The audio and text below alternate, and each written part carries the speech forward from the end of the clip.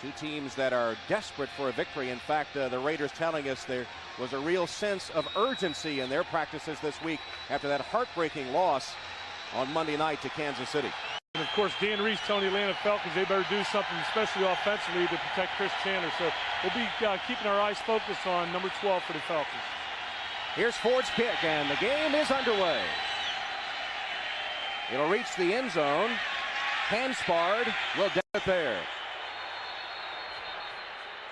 So the Falcons will begin on the touchback at their own 20-yard line. And Chris Chandler, who suffered the mild concussion last week, will be at quarterback. But the pressure on this offensive line, they haven't been able to establish a running game, and Chandler has taken a beating. Anton Davis has been singled out as the man on the hot seat by Dan Reeves. Chandler is in there. Harold Green gets the start, replacing the injured Jamal Anderson. Bert Emanuel is the leading receiver. First down play, Chris Chandler. Christian and Green in the backfield. That's Christian in motion. Green's first carry. Nope, it's a fake, and Chandler has the man wide open.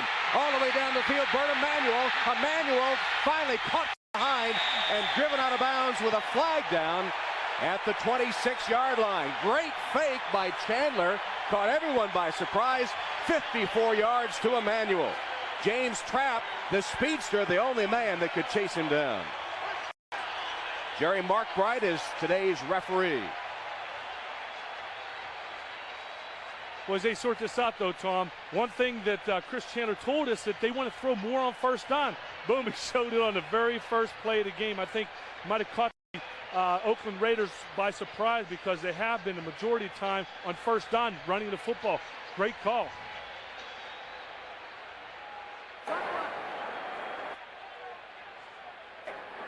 Illegal hands to the face. Number 87, offense. 10-yard penalty, first down. So Emanuel with hands to the face, I presume, on James Trapp, who was trying to make the tackle. Let's see. And there's the play. I mean, we talk about, and I spoke a little earlier about the play action fake. It's excellently ran by Chandler right here. He fakes almost every single defensive player out, and it's just a matter of a foot race down the sideline. And here's a good instant replay of this. Good fake by Green being able to convince the linebackers that he had the football. And then it's all a foot race down the sideline. Of course, there's the arm to the face that you cannot do. But still, first down in Raider territory. So a big play by the Falcons on their first play from scrimmage. After the penalty, they'll begin at the Raider 36-yard line with a first down. Tom, I think before the day's over, you might be seeing a few of those bootlegs, especially on first down. Hanspard, the lone setback. Santiago in motion. Hanspard turns the corner and pounds inside the 35 to the 33-yard line. Starting defense for the Raiders. This is the worst defense in the NFL. Should be good up front. They have not been, including perennial Pro Bowler Chester McLaughlin. Leading tackler so far for the Raiders has been linebacker Mike Morton. Terry McDaniel took blame for that blown coverage, which resulted in the pass to Andre Rison as Kansas City beat Fred Whittingham, the defensive coordinator, and the Oakland Raiders with 3 seconds left in the game on Monday night. 2nd and 7 play. Chandler tripped over his center's feet. Still live, though. He hasn't been touched by the defense. And alertly slide to the 29-yard line. McLaughlin and Morton cover him there. Chandler, I think, tripped over his center's foot and then alertly got up and made a gain out of it. A lot of times you as a quarterback, when you're dropping back, you sometimes a little lackadaisical about getting back away from the center. And sometimes the center pass protection is going to be coming back. And what happens if the quarterback doesn't get out quick enough, the center will trample on your feet. And that's one thing that we want to watch today is more of the quarterback-center exchange. Roman Fortin is the man that stepped on Chandler's foot, but Chandler alertly made a gain of it. And so it is 3rd down. And Chandler's pass is complete. Bob Christian with a cutback. Twisted down all the way at the 12-yard line, fights his way to the 10. 19-yard gain on a third down play. James Trapp again made a touchdown-saving tackle. Being able to get this play off quickly, a good play action fake. But what we call this is a hot receiver going out in the backfield. And it's usually your fullback. You read the defense, you're able to get the football to him as quickly as possible, especially in the red area. This is a play that you must be able to use consistently once you get down inside the 20. Bob Christian, who came over from Carolina, and against Carolina last week, the Falcons did not score a touchdown. 2 field goals only. Here's the I formation with Christian and Green. Harold Green hit at the line of scrimmage and driven back by the center of the Oakland defense, plus linebacker Greg Beekert. Chester McLaughlin was first to arrive on the scene. That front four has really been much maligned in Oakland. And Chester McLaughlin, talking to him, he just wants to be able to come off the football, and he wants to establish himself. He's trying to make sure that every Raider on a team is ready to play Raider-style football, and that's a physical type of ball game that everybody's accustomed to seeing. McLaughlin in his 6th year from Clemson, Pro Bowl the last 3 years, but in the red zone, the Oakland defense has stiffened up a little bit, only allowing 14% touchdowns.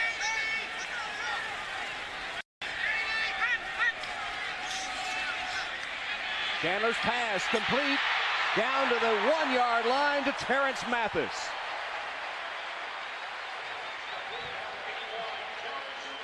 Eric Turner kept him out of the end. Another big Atlanta play. And this is something you're seeing a lot this year in the National Football League. Crossing patterns by receivers, knowing that they're able to hit them quick enough and don't have to worry about sitting back in the pocket. One thing Chandler does an excellent job here is being able to look off the linebackers, getting the ball to Mathis as quick as possible so he can turn up the field.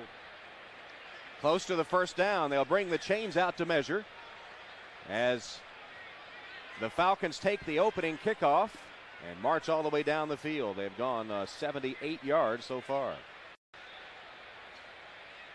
and are just short of the first down.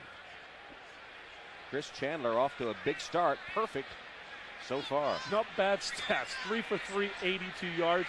Well, I'll take that one every week on the opening drive. And remember, 10 yards on a penalty. That's why it doesn't quite add up. Oh, too bad, huh? So third down and less than a yard for the Falcons, with the ball spotted between the 1 and the 2. Underway here in the first quarter, and Atlanta looking good against the NFL's statistically worst defense.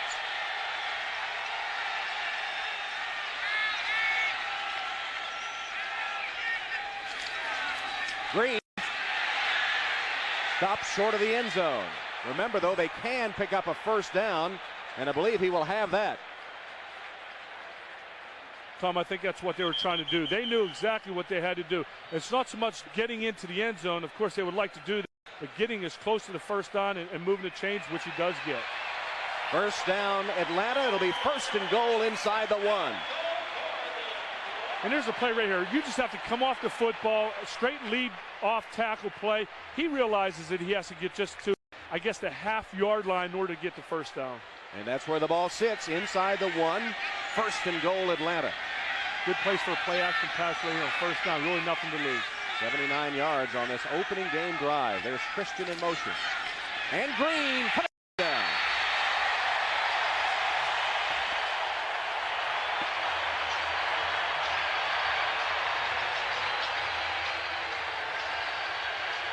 Very impressive drive to open the game up. And, Joe Bugel has to be second-guessing himself and the team because he went into the locker room talking about, hey, guys, this is a must-win situation for us. But the Falcons take the ball right down the field. And I did talk a little bit about a play-action passer, but they felt Harold Green right over left tackle was good enough. And he had a huge hole to waltz into the end zone as Morton Anderson lines up for the point after. And Morton Anderson boots it through. 80-yard drive to open the game as the Olympic city of Atlanta, Georgia, and inside the Georgia Dome, the home team Falcons break on top 7-0 after an 8-play, 80-yard drive. It consumed just under 5 minutes. And now Morton Anderson is set to kick off for Atlanta. Howard and Hall, the deep men for the Raiders. Anderson's kick buried in the end zone. Howard will make a half-hearted attempt. He better cover it, and he does for the touchback. So now Jeff George.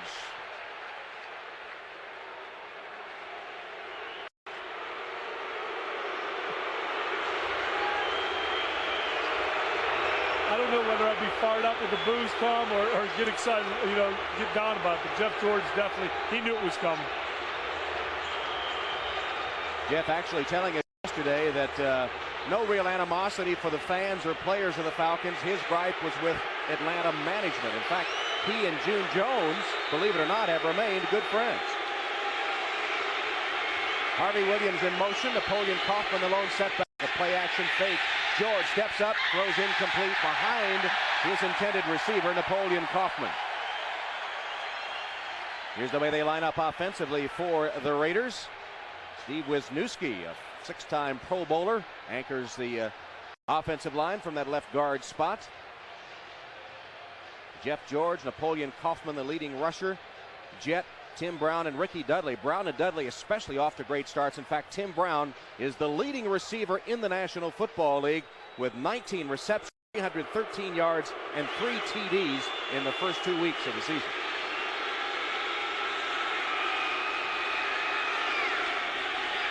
George, chased from the pocket, and throws it at the feet of Davison. Well, the Atlanta game plan has been to apply the pressure on Jeff George, and they can do it. This front four is off to a terrific start, including Archambault, who leads the NFL with 4 sacks. Atlanta overall has 10 sacks in the first 2 weeks of the season. Jesse Tuggle, the perennial leading tackler for the Falcons. The last 8 years he has led them in tackles. And Ray Buchanan, who came over from the Colts, one of the best cover men in the NFL. And there is Lester Archambault on 3rd and 10. He'll be coming after Jeff George. 3 wide receiver formation. George under pressure. Still on his feet. Puts it downfield, intended for Kenny Shedd, but incomplete. And on the opening series, the Atlanta defensive pressure pays off. 3 straight incompletions by Jeff George.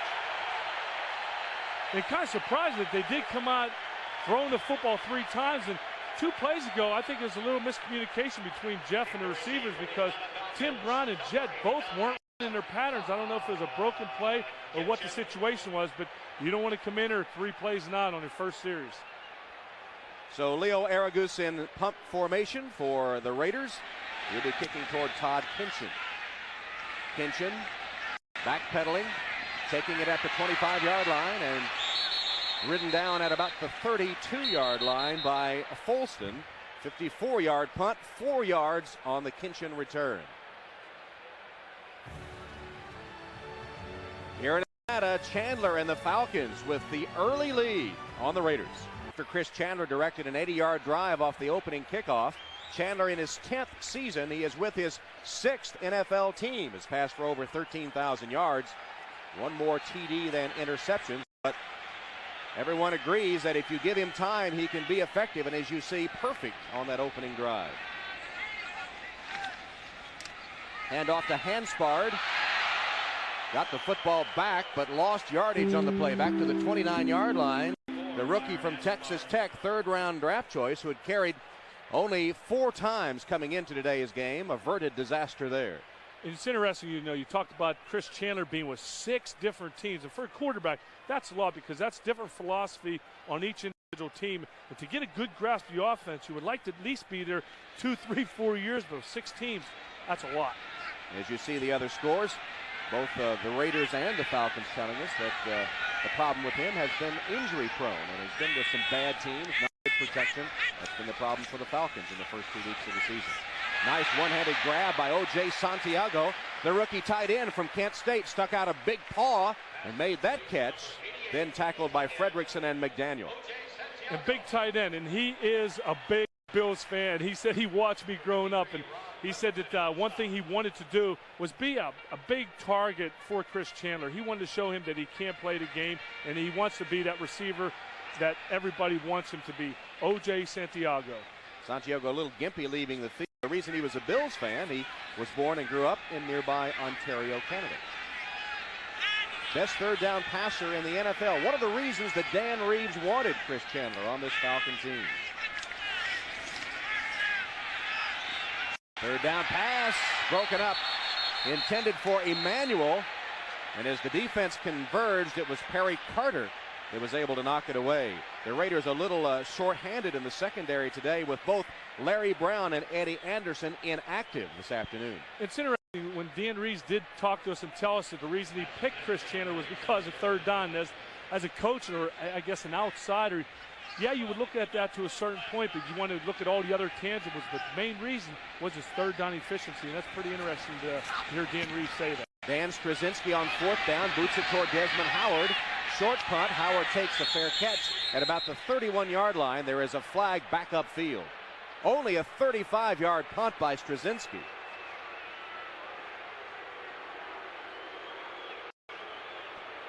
Penalty against Atlanta.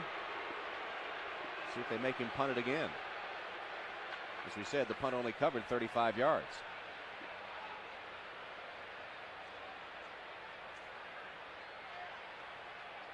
Mark Bright trying to get the call, and the Raiders have the option. Holding number 85, offense. 10-yard penalty, fourth down. Brian Kozlowski with the hold, and they'll make Straczynski punt again.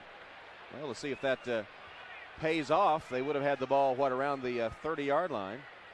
After only a 35-yard punt, Straczynski gets a chance to redeem himself, though he will be starting further back. And a lot of fans thought Jeff George was coming back out. It's kind of interesting because if you know Jeff personally, like I do, you think he's a good guy. But I guess what happened last year with the incident between him and June Jones, a head coach is very well loved in the community and in the city. I guess it'd be a different situation if the coach wasn't like. But when you start arguing with somebody that's so well loved like the June Jones, I guess the quarterback is going to take a little bit of the heat. David Klingler is making some notations on the armband that Jeff George wears to help him with the play calls. Don't worry about booze, just play football. Is that what it says? Yeah, I saw him writing that down. Well, they better worry about the Atlanta defense because their pressure caused him to throw 3 straight interceptions in the first series.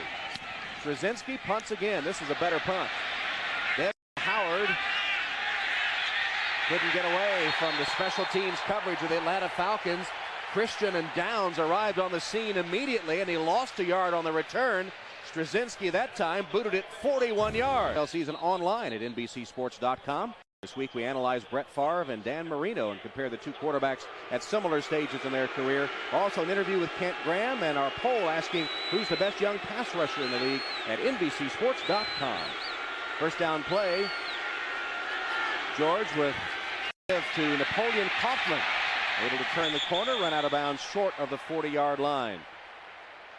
Devin Bush pushed him out of bounds as Kaufman gets his first carry. In fact, I think you told me in the commercial, Jim, that I said that George had thrown 3 straight interceptions, 3 straight incompletions, I should have said, on the first possession by the Raiders. And so Kaufman gets his first carry. And, of course, I would pick that up because I know all about interceptions and completions. I apologize, Jeff. 3 straight incompletions on your first series. That's Williams in motion, and the pitch is to Kaufman. Kaufman gets a block and cuts through a big hole. Cut back. Kaufman down the sideline with Tim Brown in front. Napoleon Kaufman to the 5 and touchdown.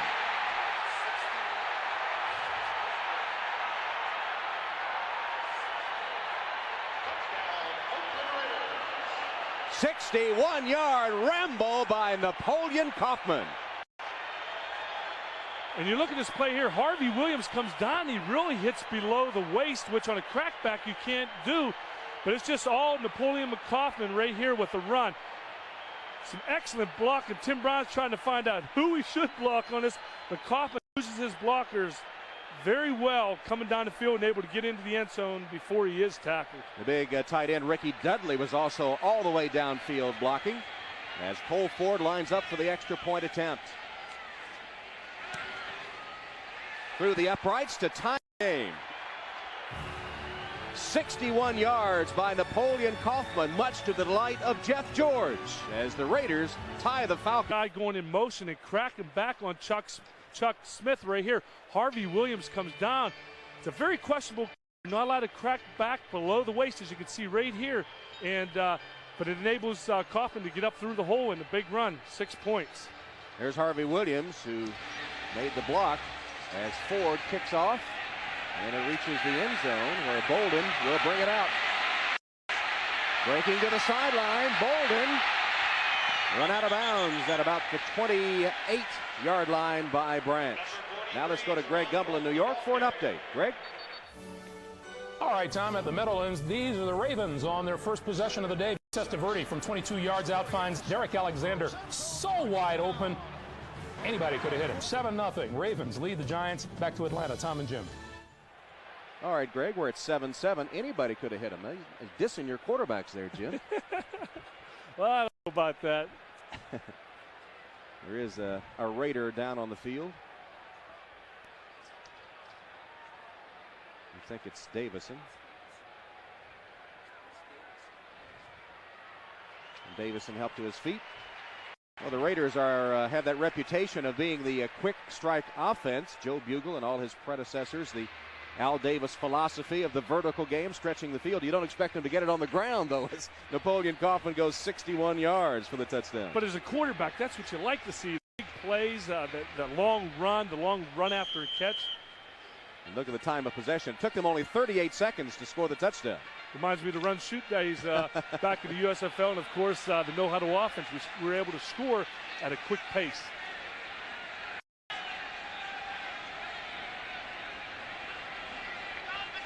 Two tight end formation here, Santiago and West on first down.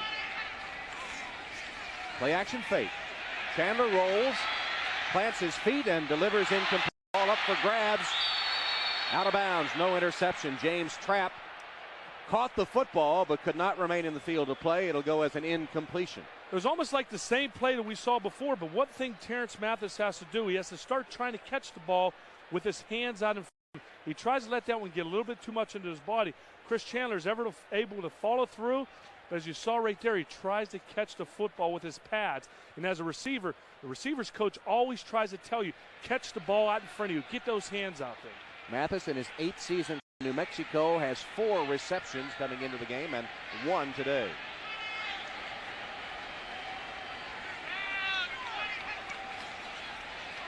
Chandler on second down. Throws a screen pass to Hanspard.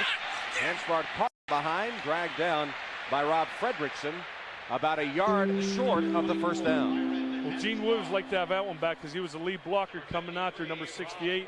When you have a screen pass, that's the key. The offensive lineman getting out there and being able to hit the linebackers, enabling the running back to be able to cut back.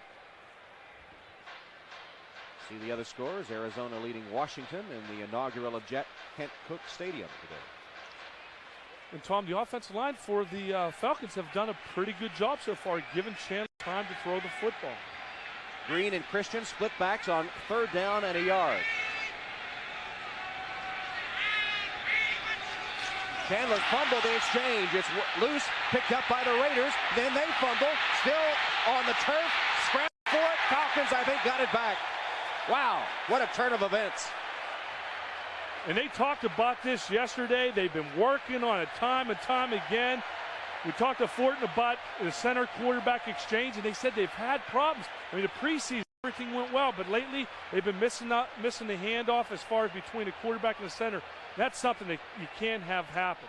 Bert Emanuel saves the day for the Falcons as he pounces on the football when it looked like the Raiders might have been on their way to a touchdown. Eric Turner was the man that had clear sailing, and suddenly he loses it. It's really hard to tell exactly who was at fault there because Chris Chandler almost looked like he wasn't ready for the football, but a fumble, and they're lucky to get that one back. You know, a doubly fine play by Bert Emanuel because he knocked the ball loose from Turner and then pounced on it. So a disaster averted for the Falcons. They have it with a first down. The one thing Chris Chandler has in his mind right now, don't fumble the snap, and you don't want to do that as a quarterback. First down pass complete. Emanuel.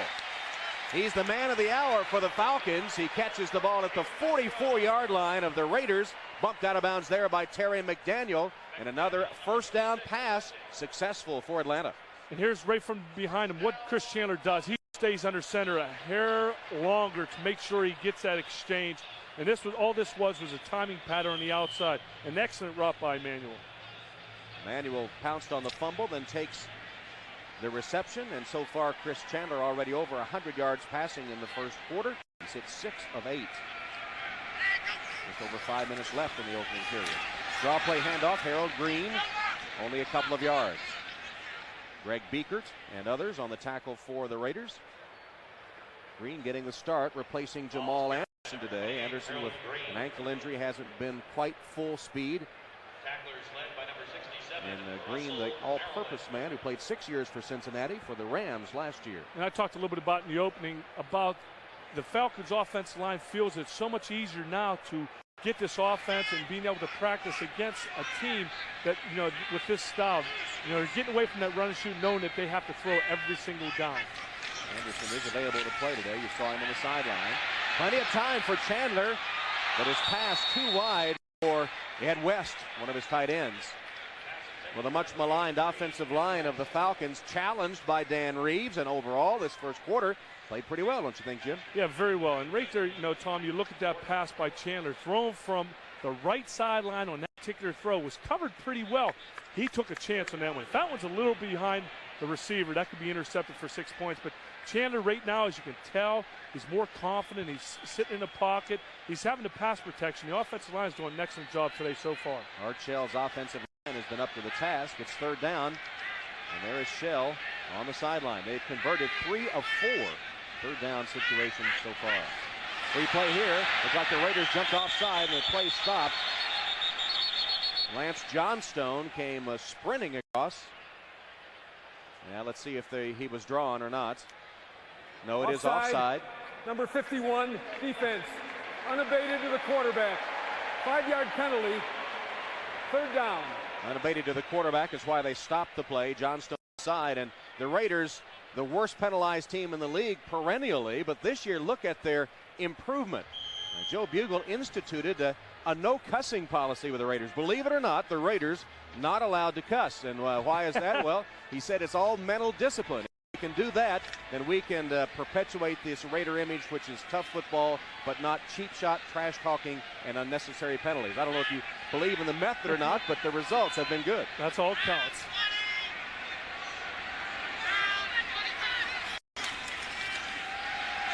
Chandler's pass downfield and a flag down. There's another penalty.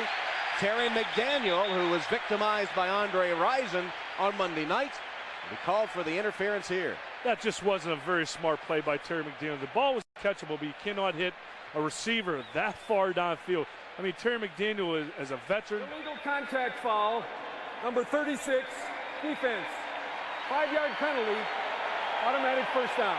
He's been in this league over 10 years, Tom, and that's something he's looking at himself saying, why did I do that? The illegal contact foul and not the interference. 5-yard penalty, but automatic first down. And 26 yards in penalties so far by the Raiders compared to 20 for the Falcons.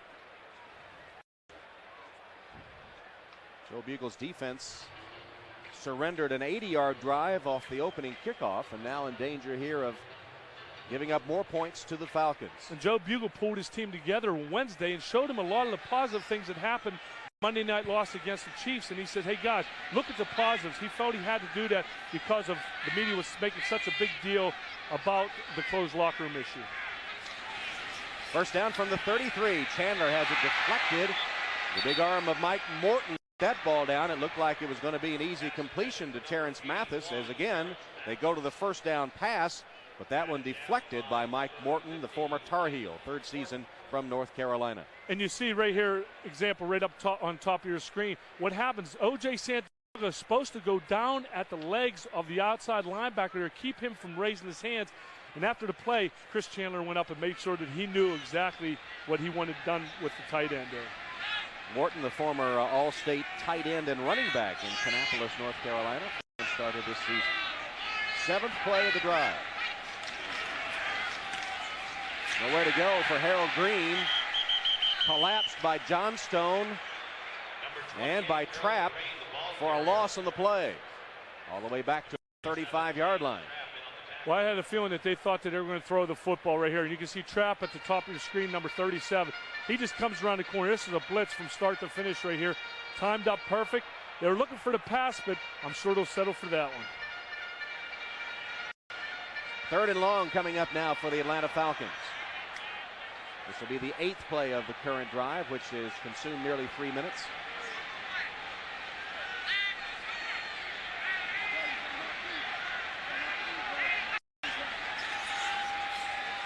Chandler rolling, in trouble, steps free, fires for the end zone, and another flag down as Haynes was impeded in his attempt to catch up with the football by Lionel Washington.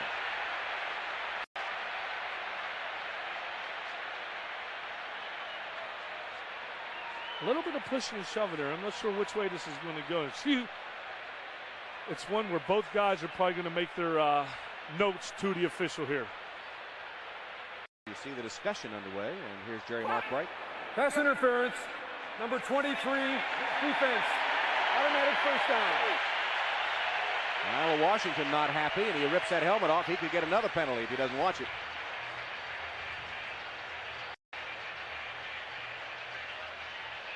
Here he is in the center of your screen, and a lot of times what defensive backs do, they feel they can get away with this, but you cannot keep your hands on him. And what happens right there, what you have to do is just keep your hands off, and that's going to happen. Washington hands all over him. Meanwhile, Chandler scrambled free to get the ball away, but then, paid the price as he's taken down by Darrell Russell, the rookie first-round draft choice from Southern California. So the Raiders keeping the Falcons in business with penalties on this drive. Chandler, incomplete. Intended for Mathis. Good defense by the Raiders. Terry McDaniel hit him at the precise time. Before you're ready to. 2nd and 10 with the ball spotted at the Raider 12-yard line.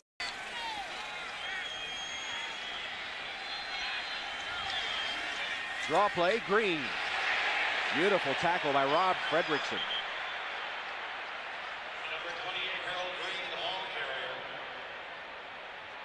So the offensive line starting to break down a little bit here in the latter stages of this drive. This is one thing that they want to try to do, is take some of the pressure off Chris Chandler, try to run the football. Right here is a delayed draw, but as you can see, none of the linebackers bid on it. Art Shell's offensive line has been pretty good so far.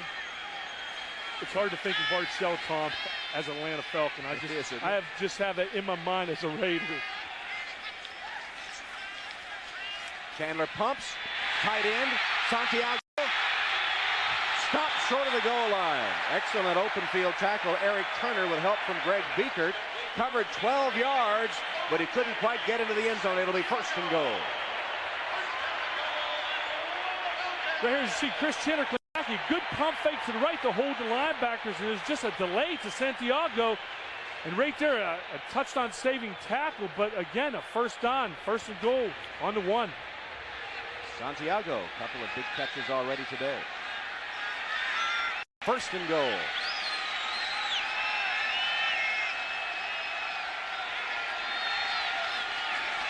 Green can't get in.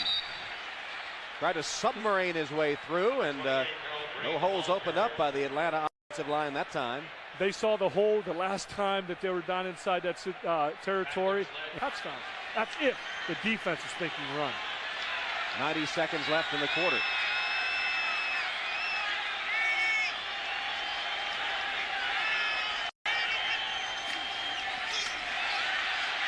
Trying to break to the outside and still stopped short of the touchdown. Harold Green tried the overland route, and Greg Biekert for the 2nd straight time is in on the tackle.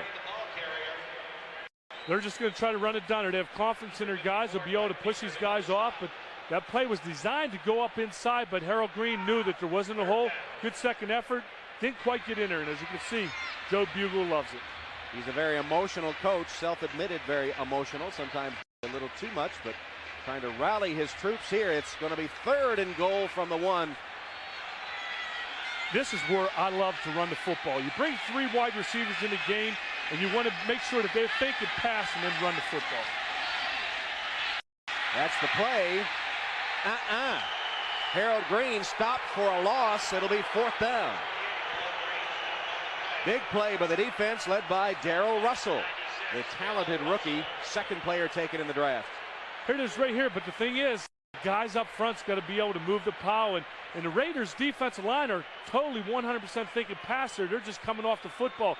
The Falcons, you feel, will be coming up and knowing it's going to be run and come off the ball hard and aggressive, but the Raiders are one step ahead of them there. Reed and the Falcons will settle for the field goal attempt, a 20-yard try by Morton Anderson, who is 3 for 4 this season.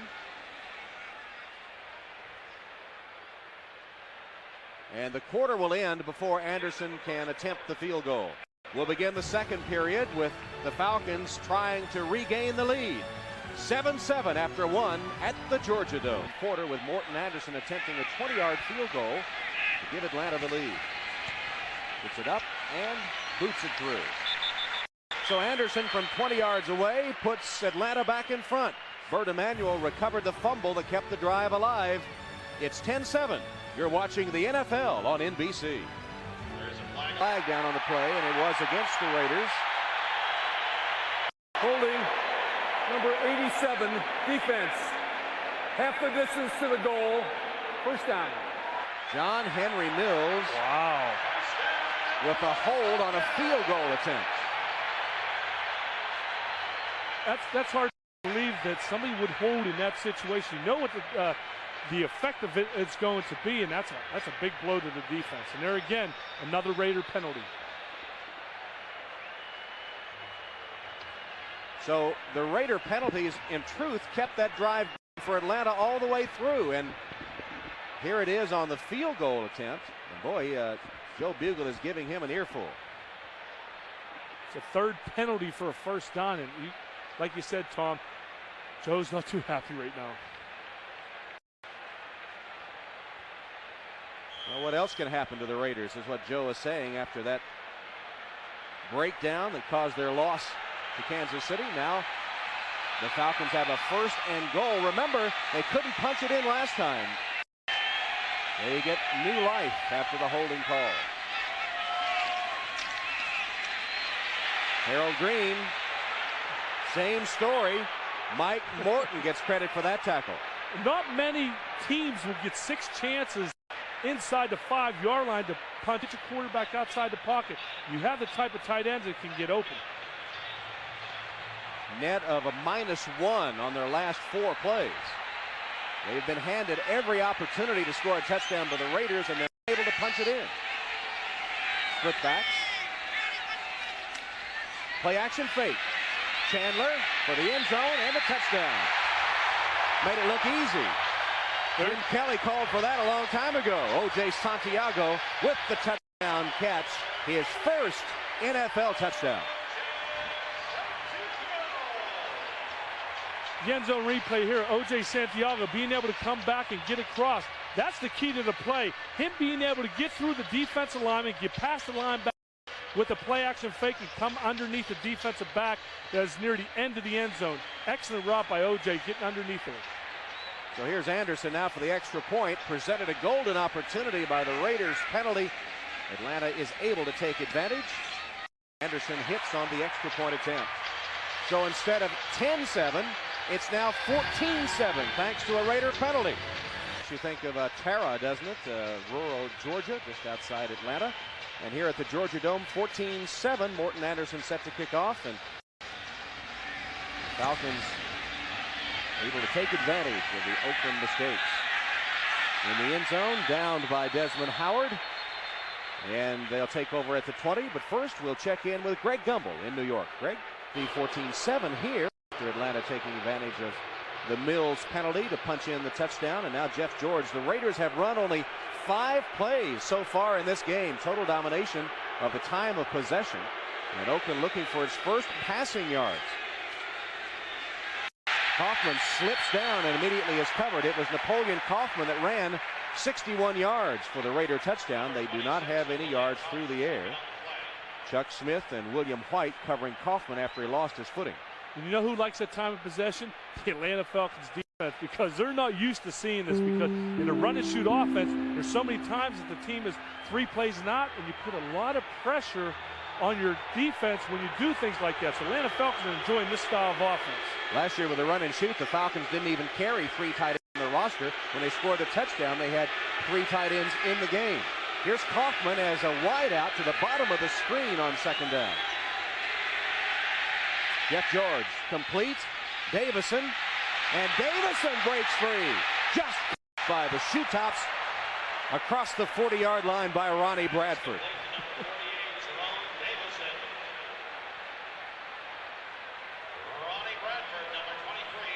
And as Jeff George, when you're coming back in the pocket, you want to be able to step up inside the pocket. It's exactly what you want that happened right there. And you talked about Napoleon Kaufman out wide. I watched his route. He walked off the line of scrimmage, and you don't want to do that. If they're going to put you out wide, make something of it. Run a route, run a good pass out, because if your quarterback gets in trouble, you want to be able to throw the football. George's first completion covers 26 yards. Play action fake. George, sack!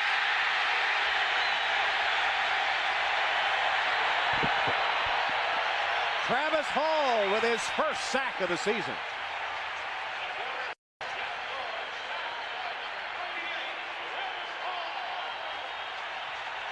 They're just taking over. They're just coming around him. And as you see, Jeff George feels pressure. He comes up. There's just too much pressure up the middle. And in this style of offense, Jeff George needs to have room to step up in the pocket. Travis Hall, 3rd season from BYU, had played only 3 plays as a rookie. Started 13 times last season and had 6 sacks. George setting up a screen, complete to Kaufman. Kaufman goes one-on-one and is driven out of bounds by Big Chuck Smith before he's able to pick up a first down. Jeff George did an excellent job of getting rid of the football here, because if you're sacked, that's a 15 to 20-yard loss. The one thing you don't want to have happen is a linebacker sometimes spot on that particular play. But Jeff George, excellent throw out there to the back. Kaufman making that reception. He has a half dozen now on the season. And the Raiders short in the wide receiver department too, with Olanda Truitt being inactive because of injury. You have 3 wideouts on this play: Jet, Shed, and Brown. Tim Brown has been shut out so far, the NFL's leading receiver. Derek Fenner's in the backfield as George fires complete to the 40-yard line. Shed with the catch, and first down Oakland. Everybody knows about Jeff Jarm's strong arm. That's exactly what happened there. The receiver coming out of the break, Jeff George steps and fires in there. And if he throws this a little bit without any zip on, that's going to be intercepted. So Jeff knew he had to get it in between the zone. Excellent route and a big-time sling by Jeff George. Kenny Shed on the receiving end, it covered 16 yards, and the Raiders in business. 50% now for George after starting 0 for 3.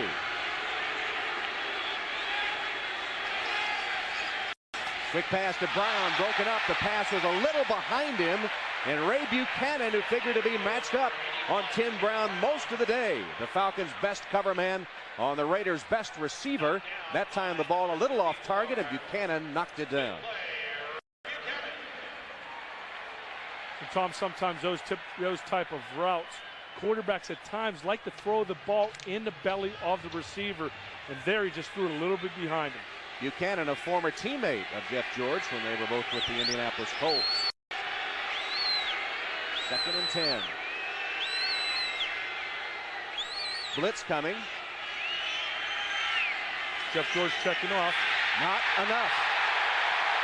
All over him as the blitz from Cornelius Bennett succeeds. You could see him coming all the way. I thought George might have been trying to change the play, but he was stopped before he could ever set up. Yeah, what happened here, the Raiders' offensive line were just confused. As you saw before the play, everybody trying to realize who they're going to block.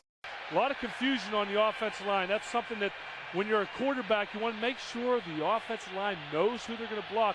It's usually up to the center to make sure that everybody pinpoints exactly who they have. Cornelius Bennett, the Pro Bowl linebacker who spent 9 years in Buffalo. The biscuit. And long. George gets pretty good protection this time. Plenty of time. There's a flag down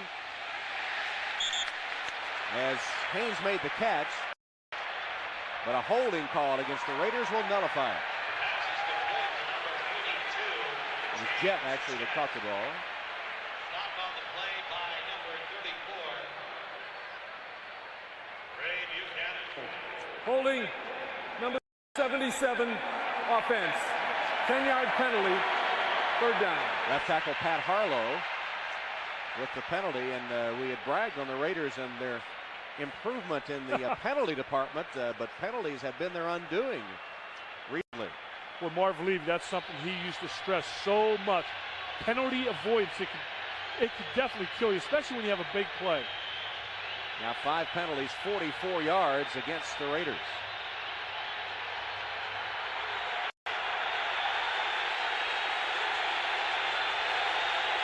Third and 27 facing the Raiders.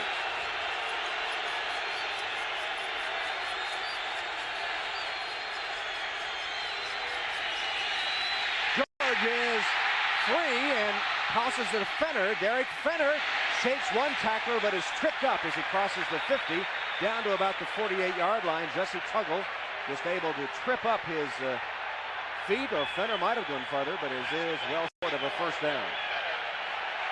Jeff George has the time to throw it to a certain point, but he just doesn't step up in the line. Well, I guess I just saw right there, he really didn't. I guess as a quarterback, you'd like to be able to step up inside the pocket. He's able to get rid of the ball, but it's pretty much you're dependent on your running back to make an excellent RAC, which is run after the catch. And Williams Bennett able to stop the momentum, and Aragoose, who did a good job on his first punt, will send it toward Todd Kinchin.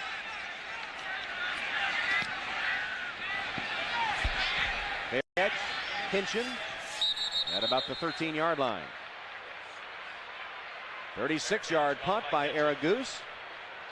Bugle and the Raiders looking for a spark here. They're only down 7, but they've been dominated so far by Atlanta. Third Rock from the Sun is moving to NBC Wednesday this week with a special 1-hour episode. One more appearance now in the Falcon backfield. He played one play thus far in the game, not 100% because of an injury to his ankle, but the handoff here, and Anderson banging straight ahead with some strong running to the 20-yard line.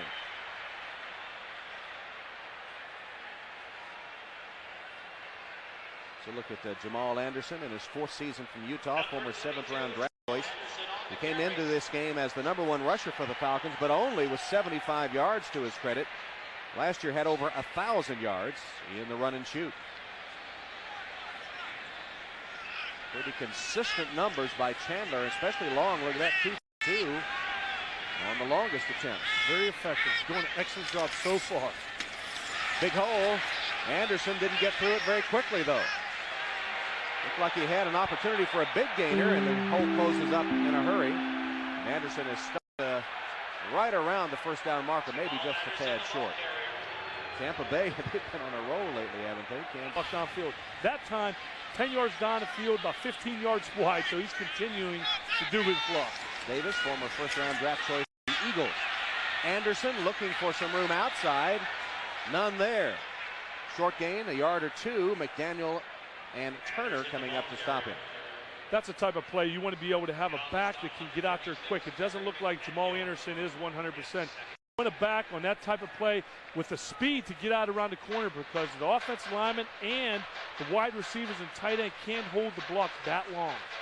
Dramatic fall off in production this season for Jamal Anderson, but again hobbled a little bit by injury, not 100%. And pretty obvious when he runs the football that he is not full speed.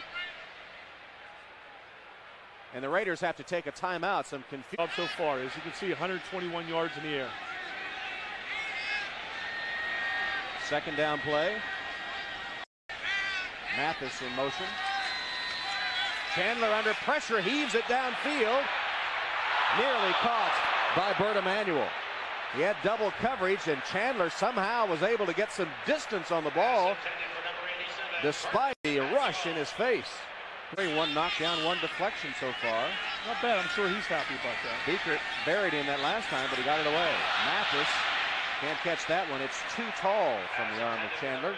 Terry McDaniel's getting a workout today. That was Emanuel that had a step on McDaniel a moment ago, and that time Mathis tried him, but the pass too tall. There is a flag on the play.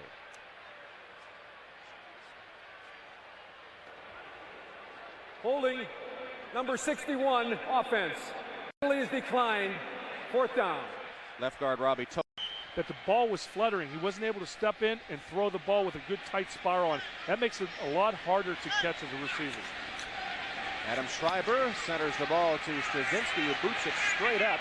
Desmond Howard with a fair catch call, people all around him, and he fumbled the football. He was hit, I believe, by his own man. 39-yard punt. Howard struggled with it, but is able to get the football back. Tom, I'll put it this way. You couldn't pay me enough money to sit back here because you know all those bodies run in. It's his own player that runs into him. A big mistake, as you can see, Desmond Howard trying to make sure everybody stays clear. Give me some room to catch the football. As you can tell, he's talking to the special teams coach. Hey, I was trying to let everybody know that. And a first down run by Napoleon Carter. Raiders stopped by Chuck Smith. Short gain on the play, a couple of yards. You know, Tom, prior to the Tennessee game, Tim Brown wasn't happy. He wasn't getting the football. And all of a sudden, boom, 3 touchdown passes against Tennessee, 11 catches against the Chiefs. Now he has 19 catches total. He said if he gets the football, if they look at him, he could have between 130 and 140 catches this year. That's a lot of balls. NFL's leading receiver shut so far. Blitz coming, Brandon, and a handoff to Kaufman. Breaks a couple of tackles, will be stopped just about a yard short of first down territory. William White tripped him up. Tim Brown telling us the best start of his career, the 19 catches to lead the NFL. 313 yards and the 3 touchdowns. In fact, he and Jeff George have become close. They go out to dinner a couple of times a week, and Tim said that he'd heard all about Jeff George, his reputation. He has found him, though, to be a guy that's interested in team success, not just in personal success, and has come close to his quarterback and also has become his go-to man. Short yardage play. Derek Fenner stacked up at the line of scrimmage, will not make the first down. Credit Chuck Smith with a big stop. And some talk to Jeff George. Did you see Chuck Smith get in Jeff George's face? Sometimes that fires you up as a quarterback. Yeah, come on into my face. But Jeff George talking to the player, Falcons, they feel if they start talking to him, it'll take his mind off the game. Excellent job by David Brandon being able to come up. Oh, he's telling me. I like this. I like this, Tom. I don't know what he says. He can read his mouth, but I'm sure they weren't kind words. Fourth down. Aragoose will punt again. High snap. He pulls it down. Todd Kinchin watching it. Fields it at the 6. Can't get away. He's back to about the 18-yard line, where he's tackled by Adam True. A 52-yard punt. Then Kinchin got 11 on the return. Taking a big chance here, Tom, fielding the ball inside. Right, Chandler and the Falcons leading the Raiders here, 14-7. Clock shows 4.5 minutes, second quarter. Mathis, the motion man. First down pass. Short drop. Mathis has it. 24-yard line. Got about 5 yards on that first down toss. And Chandler having a good game, bouncing back from the concussion he suffered, which took him out of the game against Carolina last week. Billy Joe Tolliver came in to replace him, and Billy Joe did not have a good game. And again, you see Chris Chandler throwing on first down. I think he got his message across to Dan Reeves. I want to start throwing more on first down. And George Sefcik, the offensive coordinator. Chandler's hit 9 of 15.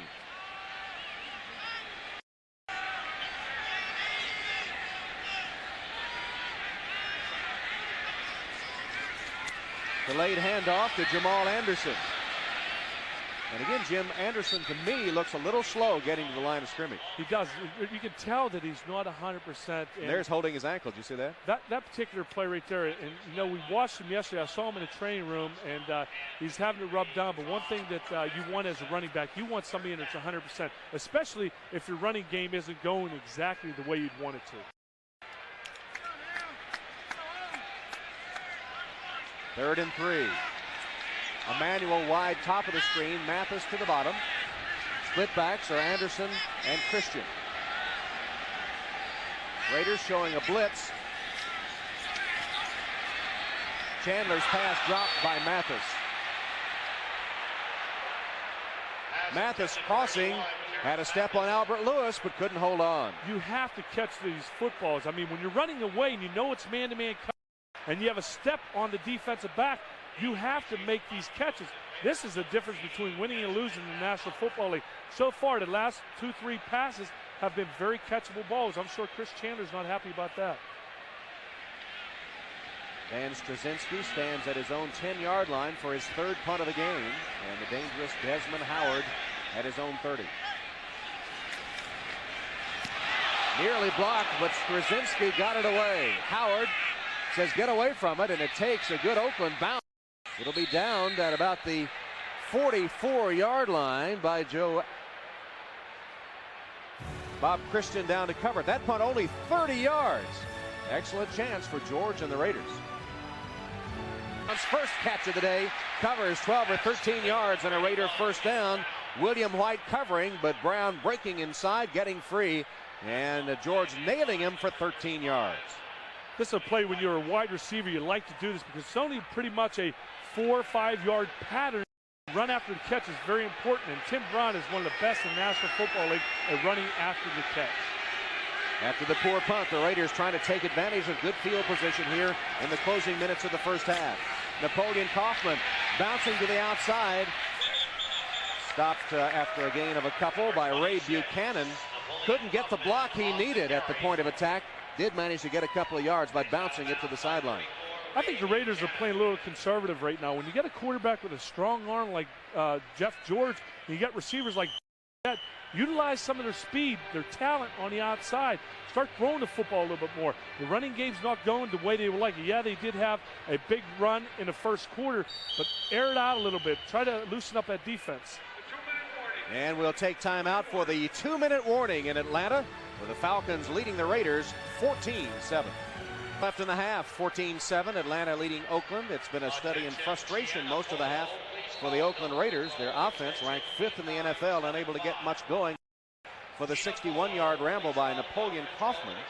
But Atlanta's defense has stopped them for the most part here in the first half, but a short punt has given them good field position just before halftime. Second down pass, Jeff George down the sideline, has a man, and the ball was short. James Jett, the former Olympic sprinter, was wide open down the sideline, and the strong arm of George was not up to the task.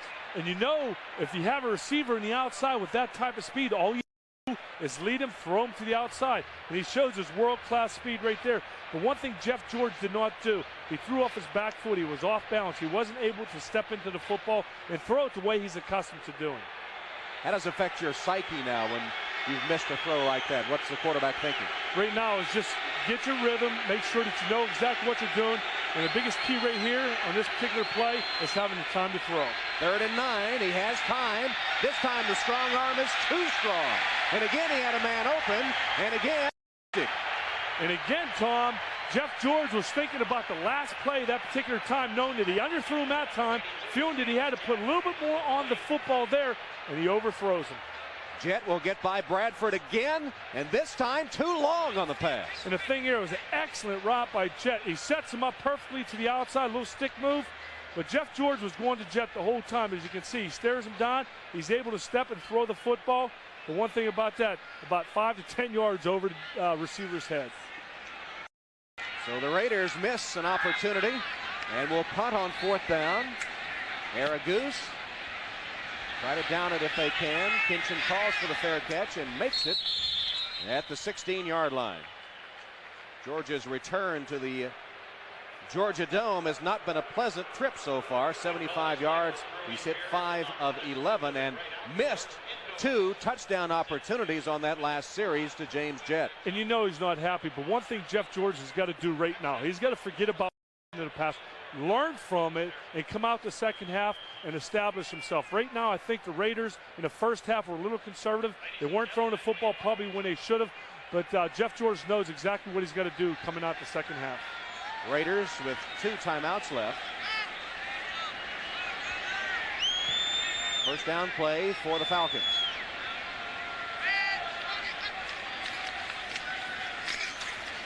Jamal Anderson. Nothing Again for Jamal Anderson, James Trapp and Mike Morton first to arrive on the scene. Clock now inside a minute 30. If I was a quarterback right now, I'd be asking Jamal Anderson, are you healthy enough to come out here? Because if you're not, put yourself on the sidelines. It's nothing against him. Every player out there wants to play with some type of injury, with some type of pain. But if you're going to be hurting your football team, it's best to take your butt to the sidelines. Not only your butt, but the rest of your body too, huh? Inside the final minute. Fake it to Anderson. Chandler completes the pass to the 20-yard line. Bob Christian, well short of the first down, hit hard by Albert Lewis. Pass is complete to number 44, Bob Christian. You know, we talk about the pain, Tom, of some of the players coming in. You know, you always want to get out there. Everybody wants to be known as a tough type of player. But when its game is close, you want to be able to come to the sidelines and be able to somebody else go out there. And, you know, that was probably one of the hardest things for me as a quarterback to do, was to be able to go out there and say, okay, should I take myself out of the game? The majority of the time, professional athletes are not going to do that. They're going to stay in there because they realize that the players on the sidelines want you to be in the game, even if you are bumped and bruised a little bit. But at times, you're hurting your team. Your competitive instincts take over, and were there some times where you were woozy but kept yourself in the game and maybe hurt your team? Did you do that? I remember taking myself out of one particular game. We played in Philadelphia against the Eagles, and I did feel that I was hurting the team. My ankle was blown up the size of a big watermelon, so it was time for me to go to the sidelines. And what happened was Frank Reich came into the ball game. He led our team, and we wind up winning the football game. Oh, Frank Reich. There's that name again. Wow, Frank Reich. I haven't heard that since last night, Tom. Yeah, we usually try to remind Jim of Frank Reich and some of his heroics. And I used to like hearing about him, too. 3rd and 5. Raiders stopped that clock with the timeout. They have one left. Handoff to Green. Flag down. Green is short of the first down, so the Raiders hoping to get the ball back here. Let's check the penalty marker. Number 28, Harold Green, the ball carrier, flag at the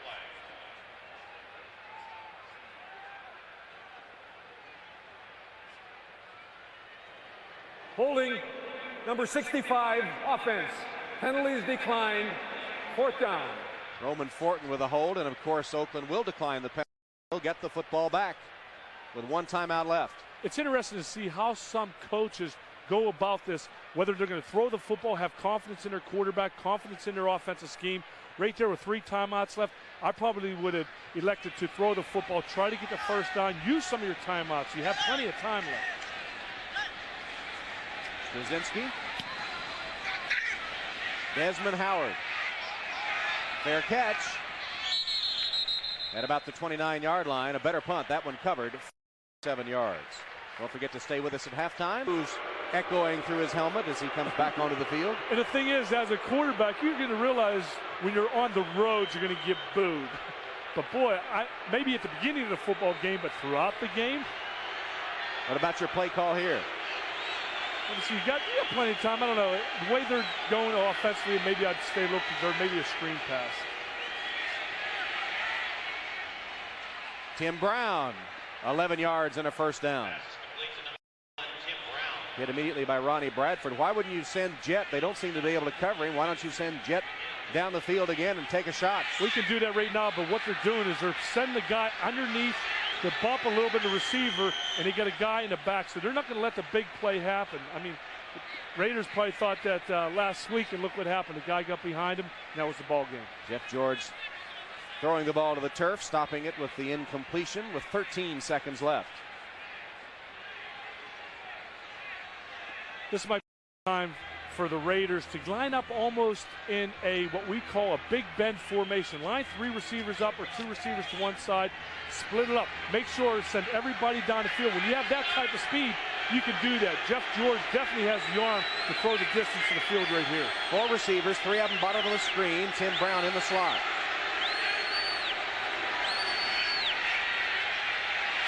George, Brown wide open center of the field to the 25-yard line. They got it one timeout left. And they, with 5 seconds remaining, Jeff George connecting on 34 yards to Tim Brown. And it has put them in field goal position for the last play of the half. And I think he caught the Atlanta Falcons by surprise. They thought Jeff George was going to step up in the pocket and throw a Hail Mary. But what they did wrong, they left the middle of the field wide open. And when you have a receiver like Tim Brown, things like that can happen. There it is, wide open in the middle of the field. Big play, timeout. And the one timeout left enabled them to go to the middle of the field. That was available to them because they did have a chance to stop the clock. Cole Ford, who is connected on 2 of 3 field goals, his longest being 34, will take the field for the final play of the half.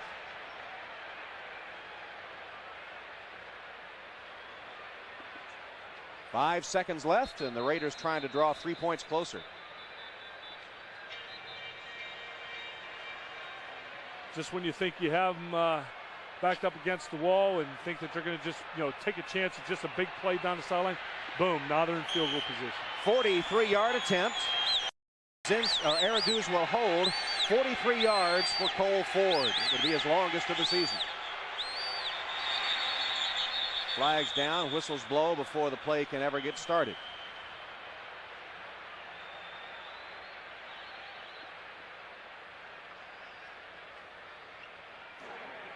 False start, number 68, offense. 5-yard penalty, first down. Joe might want to put the mandatory cussing. That approach has not worked in this game. Penalties have really hurt the Raiders. That is the 6th penalty for 49 yards in the first half. And it makes a 43-yard field goal attempt now a much more difficult. Cussing himself right now. He doesn't need any help, huh? That's for sure. 48 yards. Araguz to hold. Ford sends it on its way. And it's good. Clutch kick by Cole Ford as the Raiders end the with a successful field goal. We'll see if that'll give Joe Bugle's troops a lift. Longest of the season for Cole Ford. It's good. Dan Reeves and the Falcons surrender a field goal on the final play of the half. Not a Greg Gumbel in New York. So far in that first half. Here's the second half kickoff. Desmond Howard muffs the football, and it will roll out of the end zone for a touchback. Let's take a look at our Coors Light halftime stats. And notable there is the lack of a rushing game for the Falcons. Total yards in favor of the Raiders after they had been heavily weighted toward the Falcons early. Ditto for time of possession. Look at those penalties, those 6 for 49 by the Raiders. That has hurt them throughout the first half. Jeff George missed a couple of touchdown opportunities to James Jett. And when you compare him to Chris Chandler, he's hit 50%. Chandler 10 of 18. A few more yards for Chris, and he does have the touchdown pass. I think Jeff George got a little bit more confidence when he hit Tim Brown with that big play right before the half. And the handoff to Napoleon Kaufman on first down. Rips off about 5 yards. It was Kaufman, of course, that had the highlight of the first half, a 61-yard touchdown run for Oakland. Pretty much the running game in the first half, but Napoleon Kaufman, he's the type of running back that waits for his blockers. A lot of times if there's not a hole there, some players, some running backs won't wait for that hole to open up. They'll just put their head down and try to get as many yards as possible. But Kaufman does an excellent job using his linemen. 80 yards rushing, 61 of them on one play. Here he is again, and he stopped in his tracks that time. Fell forward for about a yard. Lester Archambault with run defense that time. Leads the NFL in sacks, but doing a good job on run D that time. And again, Raiders coming out very conservative. 2 running plays, first and second down. It puts a lot of pressure on your running back and quarterback to make the play at all times. But right there, just shut down that running game the first part of the third quarter. Archambault grew up in Montville, New Jersey, but Stanford did a great job of recruiting him. Went all the way cross country to Stanford, an excellent student from a family of academicians. Third down pass. George on target, caught by Dudley, and the big tight end who had 2 touchdown catches against the Chiefs takes it to the 40-yard line. First down Raiders. Pass covered 14 yards. Devin Bush and William White finally get the big guy down. And Ricky Dudley is an excellent tight end. You can see a good route thrown a little bit behind him, but I'll tell you what, when you have a tight end this size, he's almost like your go-to guy in certain situations, especially on first down. At third downs, yes, if you know it's one-on-one. I remember Pete Metzler being that type of tight end back when he played with the Bills. First reception for Dudley today. Fenner stumbled, got the handoff from George, gains about a yard. And going back to Dudley, Joe Bugle was excited about this guy. He knew earlier he had some problems catching the football, but I guess he said that Jeff George has got the confidence in him. He's staying patient. Not only Jeff, but coaching staff too, because they realize what type of potential Ricky Dudley does have. Not just with his size, but with his speed too. Bugle gave George all the credit. He and Fred Bolitnikoff, who is the receivers coach, the all-time leading receiver for the Raiders. Jeff George checking off here. He sees something he likes. Short drop, complete. Tim Brown has the first down across midfield. William White forced him out of bounds. Well, Bolitnikoff, the receivers coach of the Raiders, is the all-time leader, but Tim Brown is breathing down his neck and has a chance to pass him this season. There's Fred Bolitnikoff, the great one. And Tim Brown, who, if he stays healthy, has a good chance to surpass him as the Raiders' all-time leader. As much as Tim Brown wants the football, he might do it a lot earlier than people think. First down run, Napoleon Kaufman, nowhere to go. Lost yardage on the play. Hesitated, and then was taken down for a loss. Shane Dronette trapped him in the backfield. I'm kind of surprised that the Raiders are not throwing the ball more on first down or throwing the ball a little deeper, because remember back to the first half, Jet had the defensive backs beat twice. One was overthrown, one was underthrown, and all of a sudden Tim Brown right before the half, the big play. So it's interesting that they're not going after them a little bit more than they have.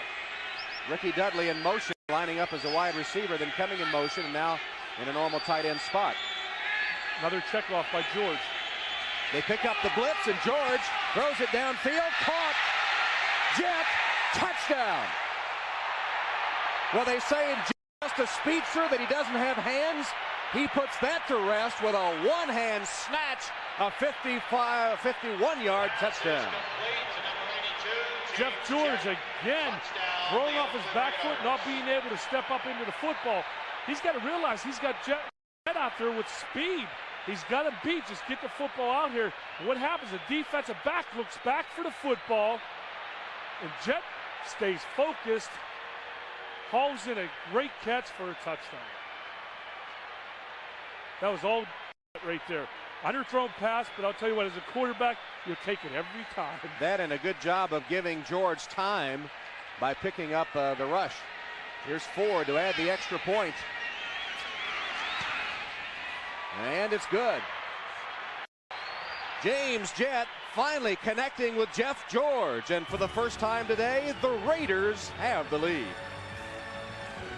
Olympics were here just over a year ago. Not too many traces left of the Centennial Olympic Games. And here at the Georgia Dome, where Ford is set to kick off, this was the site, of course, of both basketball and gymnastics. They had a big curtain separating it into two separate arenas. Ford buries the kickoff in the end zone, where Hanspard will down it. And the Atlanta Falcons, finding themselves on the short end of the score for the first time today, will take over at their own 20 when we return to Atlanta. Here was designed when Jeff George checked off Napoleon Kaufman coming up, and what he's doing right here, he comes up, he knows who he has to block. The one thing Jeff George is able to do is be able to have time to throw.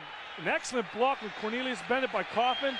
Result, excellent catch by Jet. And as you can see, he knows he was lucky to have that one. That look said it all. That's for sure. Now the Falcons try to come from behind. Hanspard breaking free down the sideline. Beautiful cutback. Brian Hanspard off to the races. Can they catch him from behind? Yes, at the 3. Eric Turner, Lionel Washington in hot pursuit. And the Falcons, who have been unable to rush the ball successfully all day, break the rookie Hanspard free for 77 yards. So much for that 25 yards rushing in the first half, but Hanspard Excellent blocking out front, and you can tell by the speed he has, he's able to cut back right here, and then it's just a foot race. He utilizes his blockers right here, Terrence Mathis, and it's just a foot race to the end zone. Hanspard, third choice this season from Texas Tech. Now 6 rushes, 95 yards. And play is stopped. Don't quite know why. We've got a clock correction. A clock correction. Thank you very much.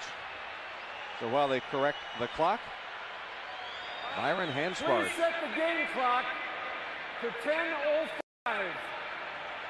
10:05. The player never went out of bounds. Thank you. Hanspard, a Red Raider All-American, the Doak Walker Award winner. 1 point, had 16 consecutive 100-yard rushing games.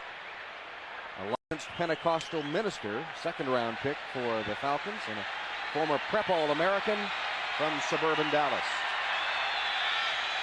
First and goal. This is where the Falcons have had problems earlier, trying to get the ball into the end zone inside the 5.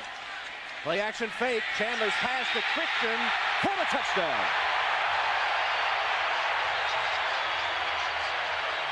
We talked about being conservative down here.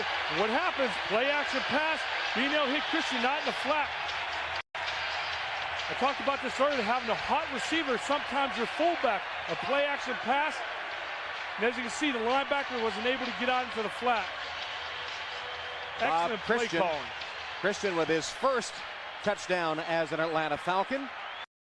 Just like that, the Falcons bounce back to recapture the lead. Impressive. Morton Anderson with the extra point, and it's good. So Jeff George strikes. Chris Chandler answers. Things heating up in Atlanta. 19 in Atlanta. Falcons might have had a little divine intervention on that scoring drive. First, Hanspard, the licensed minister, goes 77 yards, and then Christian with the touchdown catch. Good, Tom. Good job. I like it. Hanspard, the rookie, making his presence known here. And Anderson with the kickoff. Desmond Howard settles under it and will down it in the end zone. The NFL season extends to the worldwide. We're going to get you in computer literate. I'm getting there. I just put one in my home about a couple months ago, so it's just better getting to it. A lot of good information at NFL.com. First down, Raiders, and him. George is perhaps changing the play. Handoff to Napoleon Kaufman. Tough 3 yards up the middle for Kaufman. Hall is there to make the tackle, along with several of his white Falcon teammates, including Cornelius Bennett. That Miami-Green Bay game has been close all day, hasn't it? Some close games underway, but Tampa Bay continues to get off to an amazing start, bidding to go 3-0. Your old Bills are leading the Chiefs by 1. Wow, 77-yarder by Andre. Still's got the wheels. Second down play for the Raiders. Delayed handoff to Kaufman. Twisted down at the 26 or 27-yard line by Lester Archambault. It'll bring up a third down try for the Raiders. And again, the Raiders going with the first and second down runs, putting pressure on the receivers and quarterback to make the play on the third down. You think they would go to the air a little bit more, especially with the receivers. I mean, we talked about it, but big plays have come in the air the majority of the time. Looking for big plays on third down. They have completed only 2 of 6 third down conversions.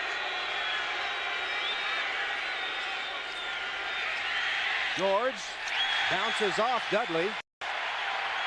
Pretty good defense by Jesse Tuggle.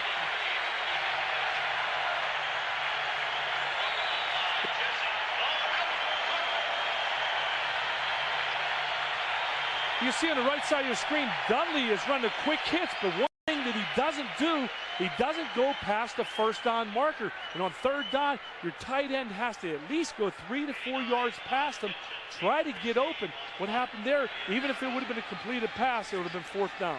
Again, the inexperience of Dudley, who's in his second season and played only 2 years of football at Ohio State, primarily a basketball player. And that's something as a quarterback you always tell the receivers on third down, at least go 3 to 4 yards past the first down marker. Aragoose pulled down a high snap and boomed one to Kinchin at the 15. Slammed down at the 25-yard line by Folston. 58-yard punt. And if that fumble counts, let's see. No, they say he was down. No fumble, or do they? Well, now, confusion on the field. One official said no. One official said touchdown. And about 3 or 4 that have no idea.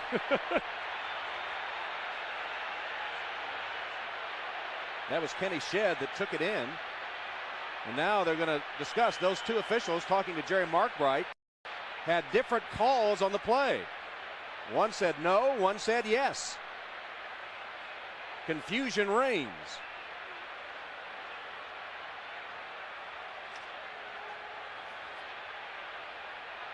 .31 the umpire, Chad Brown. 125 the side judge is Laird Hayes. And Cole Ford's on the field. He thinks that it's a touchdown. Joe Bugle knows, doesn't he? Point. Here's Markbright. The play is ruled a fumble and a touchdown. Wow. Don Hakes, the field judge, his call prevails. Right here, you see him falling down. Yeah, it's a close call. I don't think the ground could cause a fumble. Boy, Raiders got away with that one. That is no fumble. The ground cannot cause the fumble. Shedd takes it in for the touchdown, and the Raiders catch a break. Pretty much all it counts is one official thinking it's a fumble.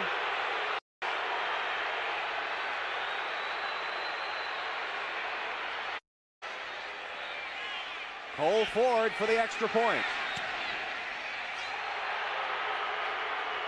And where is instant replay when you need it? Dan Reeves suddenly is in favor of instant replay's return. A gift for Oakland. Dan Reeves in the face of Don Hakes, the field judge, who made the call that the fumble recovery for a touchdown. Why is he mad? Because it should not have been ruled a fumble. The ground cannot cause a fumble. And as you stated earlier, Tom, a gift from the men in the stripes. Here's the kickoff into the end zone and down there. And remember, there was confusion among the officials themselves. One official said the ball was down, emphatically said, I saw him.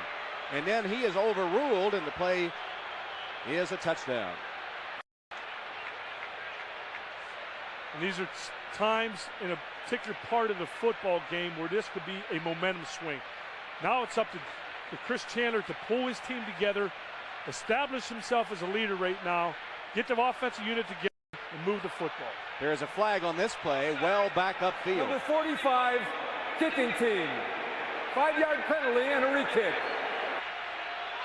So they'll re-kick after the offside call on the kickoff. There have been some bizarre calls today. There's a hold against the Raiders on a field goal attempt by Atlanta, Ford's kickoff. Fielded at about the 8-yard line by Harold Green, is back there now. There's another flag upfield. And it could be the Raiders again now. Would they be kicking this over again? And what happens? This hurts the kicking team because they got to continue to run down the field. This is a big plus for the Falcons. Suddenly all the focus is on the men in stripes. Chris Chandler's waving that he wants this thing kicked over again. Offside, kicking team. 5-yard penalty, re-kick. Watch the football. Where the football is gone, then you cross the line, then you go down. Timing. Twice in a row, uncalled for.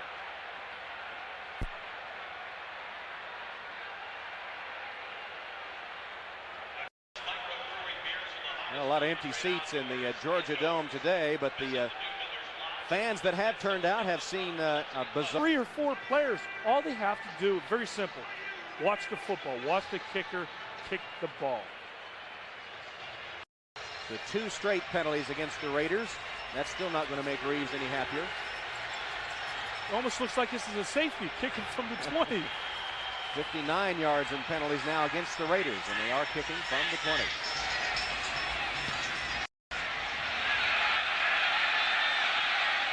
This one will go out of bounds.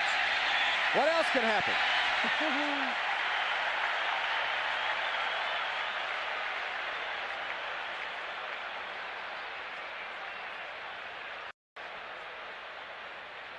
Rusty Tillman, the special teams coach. First down at the 50-yard line by rule. Well, you know, if this was a basketball game, I might be talking about makeup calls, but no. Chris Chandler now has the ball at the 50-yard line, and when you talk about field position, this is where every quarterback Free would love kick to out of start. bounds. It's 30 yards in advance of the kick. 50-yard line. First down. First down at midfield for the Falcons. Good time for Chris Chandler to air one out. Is that your call? Well, it would be my call if I was the quarterback, but what Chris Chandler does, we'll see. Little play action pass maybe.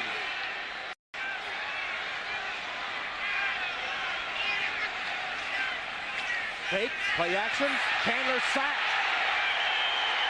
Rod Fredrickson in his face, untouched.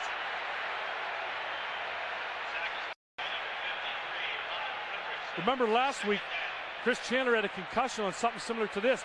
But this play is designed to fake out the outside linebacker. And of course, Chris Chandler knew there was nobody out in the flat. This play takes time to develop. Just wasn't there from start to finish. Fredrickson pushing Chandler hard to the turf, and it was his head bouncing off the AstroTurf that caused the concussion a week ago. First sack today for the Raider defense. No special precautions for Chandler other than a little more air pressure in that air suspension helmet. Again, in his face, in the screen pass, he fell over his own man. One of his blockers did, Jamal Anderson. Chandler got hit again back upfield as Anderson fell over Anton Davis, who was trying to block. Things unraveling on two plays for the Falcons. That's the only thing bad about a screen pass. Quarterbacks at times will take a beat because what the offensive line is supposed to do, they're supposed to release the defensive lineman to the quarterback, enabling them to be enough room for the completion. McLaughlin knocking Chandler down after he had delivered the ball. Little acting by Chris Chandler. 3-point game, but third and long for the Falcons. Protection this time, plenty of it. And the pass caught. Tremendous catch. Haynes took the ball away. Unbelievable catch that time by Michael Haynes. That was an excellent catch. Chris Chandler forces this ball in there, but it's the receiver coming back to the football that makes this play. Plus the offensive line giving Chandler enough time to step up inside the pocket and make the completion. 21 yards as Haynes with a sparkling reception at the expense of James Trapp. And James Trapp had a great coverage on that, and I think he was kind of surprised Chandler threw the football too. So Atlanta with a big play on third down, and their drive still in progress. Chandler rolling for some protection and throwing an interception that's dropped by Beaker. Beaker in his hands, dropped it. I don't know why Chandler left the pocket to start with. It looked to me like the protection was good. And that's what he has to do. You have to be able to sit in there. But once he did get outside the pocket, all he has to do is throw the ball out of bounds. Throw the ball 10 yards out of bounds as long as it goes past the line of scrimmage. I think he just tries to make something happen getting outside the pocket. Beaker had a certain interception here. It almost looks like he was the intended receiver on this particular play, but defensively, you have to make that catch. That's why he's a linebacker, not a tight end.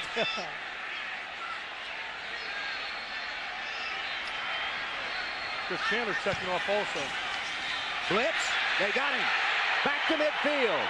The Raiders come, Beaker and Morton, the linebackers, and they're all over Chris Chandler. The sack by number 54, Greg Beaker. They feel the way to get to Chris Chandler is not just by the front four guys. They're going to have to start sending more guys. You can see on your screen, both linebackers blitzing right up the middle, putting the pressure on Chandler. Right here's Beaker. He doesn't come right off the block. This here, it was set up by the nose tackle.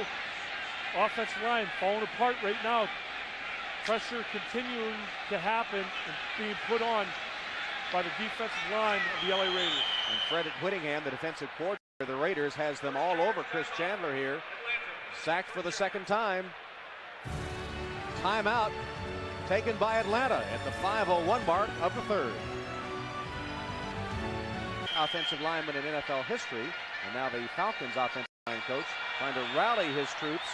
He, of course, was the head coach of the Raiders from '89 through '94.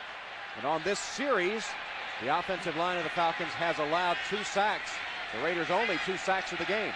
Remember, the Falcons don't have to necessarily go for the first down. Get inside the 40-yard line because Morton Anderson's leg is good enough to make it from 50, 55 yards away. Chandler again running for his life. Completes it to Haynes, who rolls out of bounds at the 34-yard line. He is short of the first down, covered by Perry Carter. 12-yard completed pass.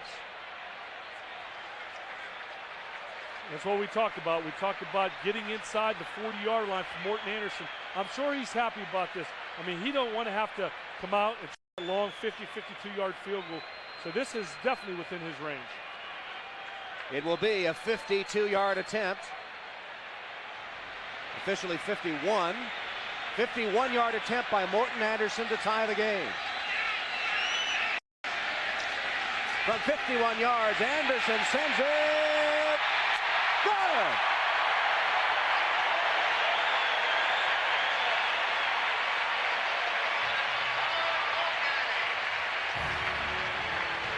Tied at 24. He got the leg.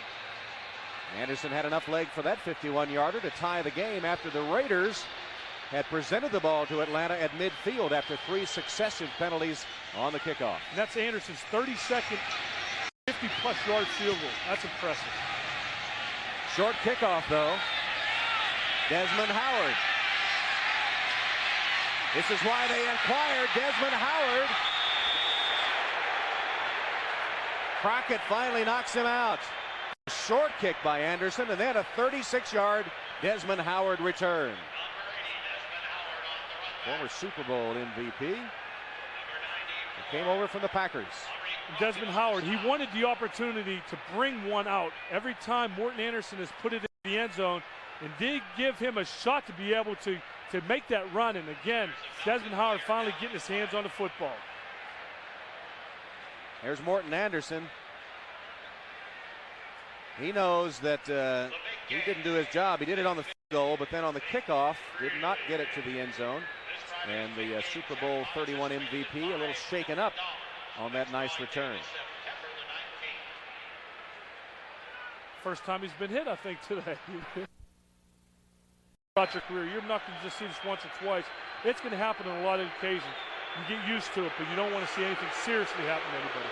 Tie game, 3:57 left in the third. First down play for the Raiders from their own 42. Napoleon Kaufman gets the corner. Down with a block.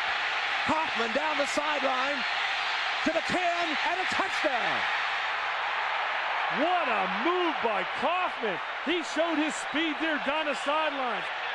At least 3 Atlanta Falcons players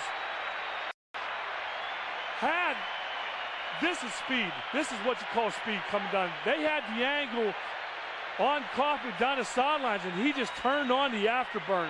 A dazzling move by Napoleon Kaufman to break free. 58-yard touchdown gallop. In the first half, he had a 61-yard scoring run. He could have been stopped at the line of scrimmage, but an excellent move to get outside. And as you saw, unbelievable speed. I thought for sure he's at least going to be tackled on 35, around the 35-yard line. Cole Ford for the extra point. And one wonders if Atlanta, after the injury to Bolden, were not quite emotionally ready to return to play, because Kaufman went 58 yards. Watch this move. This move's been put on David Brandon right here. Boom!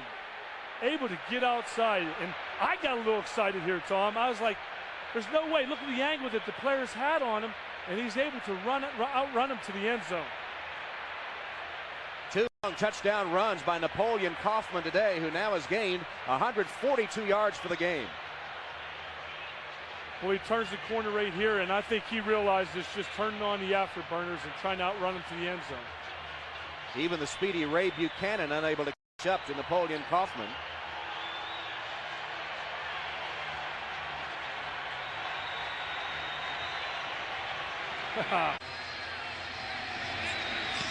Here's Ford's kick. Deep into the end zone. Hansford will down it there. Well, Jeff George in his homecoming in Atlanta.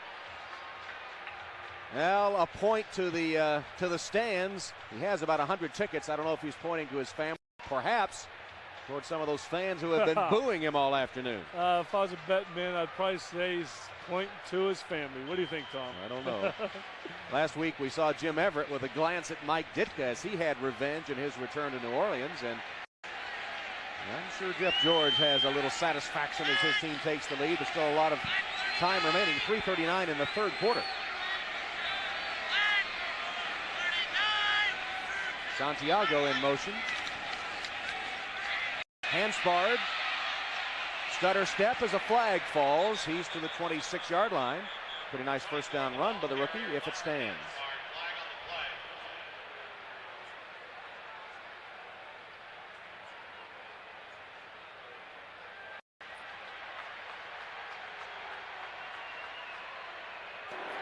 Holding number 83, offense. 10-yard penalty, first down.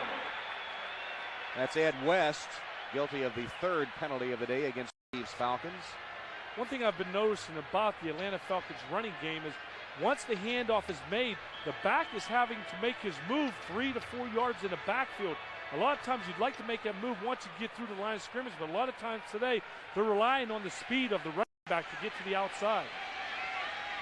Now spot the ball at the Atlanta 10. It's 1st and 20.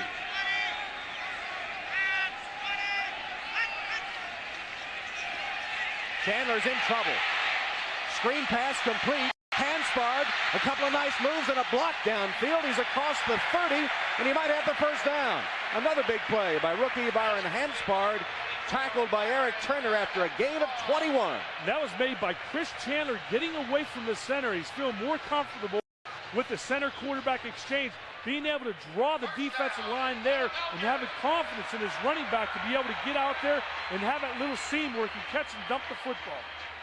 Hansford has been by far the most effective running back, running and receiving for the Falcons. The rookie's found a spot in the offense on the sideline now, replaced by Jamal Anderson. He's in the backfield with Christian.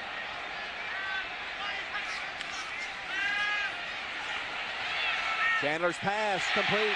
Another first down, this time A.J. Santiago, but Chandler pays the price. It does draw a flag. Chandler's down too. There are actually 2 flags on the play. Personal foul, roughing the passer, number 96, defense.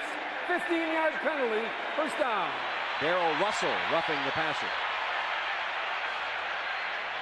Right here, see Chandler coming back. You realize he has man-to-man coverage as seen right there. And this is a late hit. That's just not, that's all for right there. Last week, Chandler suffered a mild concussion. This is the play. Watch his head bounce off the AstroTurf as he's taken down here.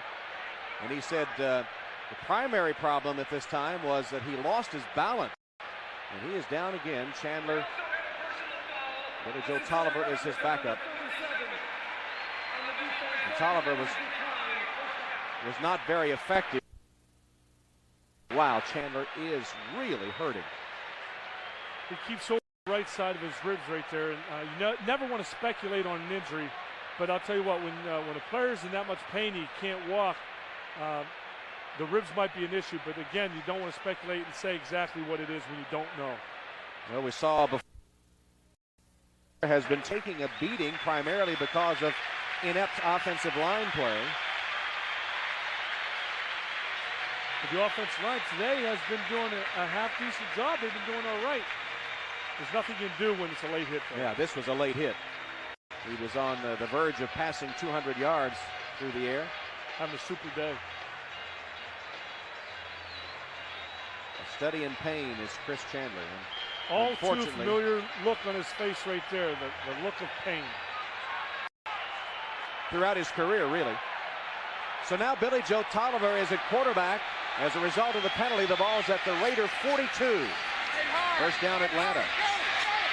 Nice cut up by Byron Hanspard again. Byron Hanspard again is the running back star for the Falcons. And Darrell Russell, who was whistled for the late hit, makes the tackle on Hanspard.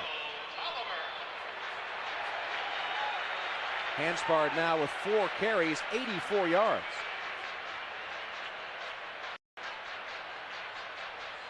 And knowing Billy Joe, the strength of his arm, I mean, in high school we talked about 92-mile-an-hour fastball. So he has the arm to get the ball to the outside receivers, and I know they do have confidence in him talking to the coaches if anything did happen to Chandler. Tolliver's pass too tall for a wide open Emmanuel. Tolliver did have 14 no-hitters. It was actually Ed West, the intended receiver. Did have 14 no-hitters in his high school days in Texas. Native of Boyd County High School in Texas. And I'm sure the people in Boyd, Texas appreciate that, Tom. Pass them to a state championship, Boyd County. 4 of 11 only on third down for Atlanta today. This is 3rd and 4. I expect some pressure from the Raiders with a little blitz. There it is. Tolliver down. Chester Blockton first to arrive on the scene.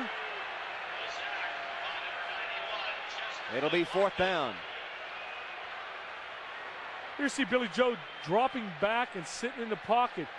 You have to almost credit this, and at times for defensive back coverage, but right there, just pressure coming up the middle in their style of offense, you have to have room to step up inside the pocket, but not there. Though the 3rd sack of the day for the Raider defense forces a 4th down punt to Desmond Howard. Straczynski's boot. Fair catch called by Howard at the 17-yard line. So the much maligned Raider defense holding, and they've really stepped up the pressure here in recent series, putting the pressure on the quarterbacks of the Falcons. That punt covered, 27 yards with no return, 54 seconds left, 3rd quarter. That's why it's so important, even this year, of backup quarterbacks, what it means to teams now. Teams are now going out and looking for that quality backup quarterback, and now Billy Joe Tolliver has taken upon himself to be able to try to lead this Falcon team. The word on Chandler is a bruised sternum. He's been taken for x-rays.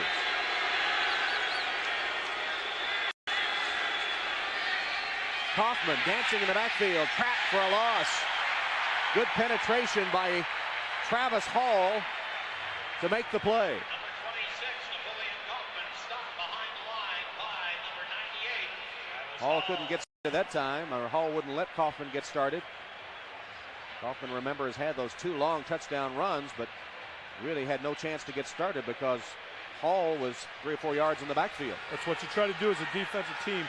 Try to force the running back to have to make his plays with 2 to 3 or 4 yards in the backfield. Less than 20 seconds in the 3rd. George changes the play. Plenty of time on the play clock. And now the flags are down. And a scuffle breaks out. Jeff George in the middle of it.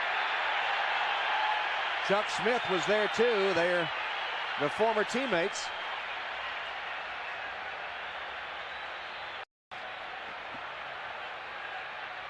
And the last time Jeff George checked off, it was a touchdown, and I looked down there and I saw what he saw.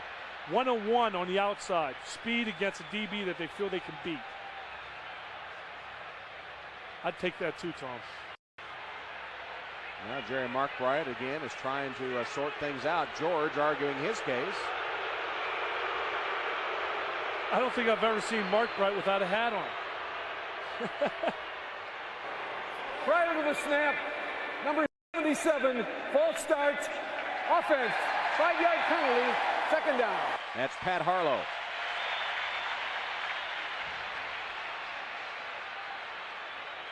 As George was changing the play, there you see the flinch by Harlow.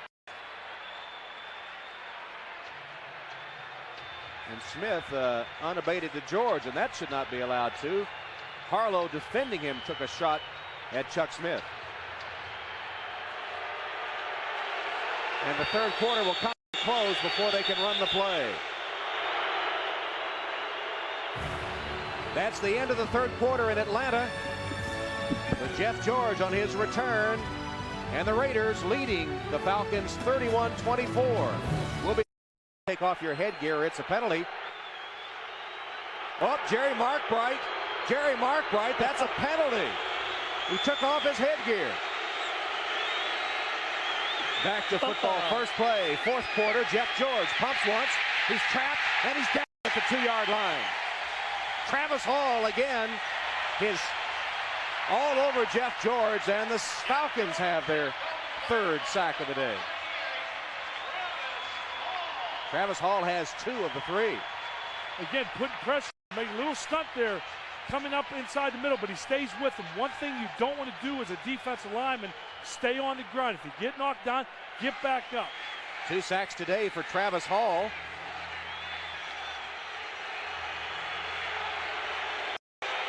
And third total for the Atlanta defense. Third down and 25. George will pass from his own end zone. Screen play, Kaufman to the 10. All the way out to the 18-yard line, but not enough for the first down. There is a penalty marker.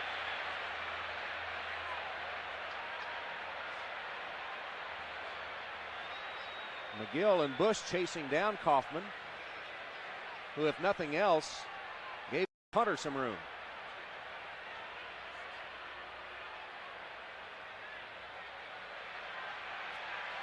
There is no defensive holding foul on the play. There is no foul. So they pick up the flag, and it will be a punting situation for the Al Davis. A gift call on a fumble that should not have been called. Shedd returned it for a touchdown. He's happy now, but one thing that, you know, you're talking to Joe Bugle, he's trying to instill into his players, you have to play 60 minutes of football. A lot of times they find themselves last couple minutes of the game almost like the NBA, just watching in the last 2 minutes. You can't do that. You got to play 60 minutes of football. They lost in overtime to Tennessee to open the season, and then that collapse that saw Kansas City win in the last 3 seconds Monday night. Eric Goose punting to Kinchin, dodged the first man, and then advances to the 35-yard line where he's taken down. It was a 54-yard punt, 8 yards on the return. The Georgia Dome in Atlanta, 31-24 game after a third quarter that took nearly an hour to play with 2 serious injuries to Bolden and Chandler of the Falcons. And with Chandler down, it means Billy Joe Tolliver is under center. Pitch to Jamal Anderson. Anderson cuts up the field. Tough 3 yards. Now let's go to New York and check in with Greg Gumbel. Greg? In the fourth quarter at 16. Tom? All right, Greg, and here in Atlanta, it's 31-24. Oakland leading the Falcons. Atlanta football, second down. Billy Joe Tolliver got away from the rush, winds up, heaves downfield for Emmanuel, and that'll be another penalty, will it? No. Uncatchable. They're coming after Billy Joe, too. They're sending everybody. They realize it's one-on-one on the outside. They're going to take some chances. But Billy Joe shows the strength of his arm, being able to throw that ball that far downfield. There you see the pressure. What happens is the defensive back does not look back. It's just a matter of legs getting tangled up. Biekert has been in the face of the Atlanta quarterbacks all afternoon. And they gave Tolliver a shot as he delivered the ball. And Atlanta has taken a timeout as Tolliver has missed on his first 2 pass attempts since replacing Chris Chandler. Falcons looking for one here on third down. 4 wide receiver set. Mathis the motion man. Tolliver, good protection. First down, Mathis.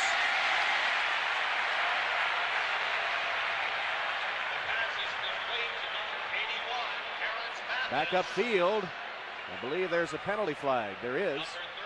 And an injured Falcon player. Billy Joe stayed in the pocket. He showed his composure. There's no holding foul on the play. There's no foul. Pick up the flag again. But meanwhile, an injured Falcon player. Here's a play. What Billy Joe does, he sees the heat coming up the middle, but what he does, he moves to his right. He stays in the pocket.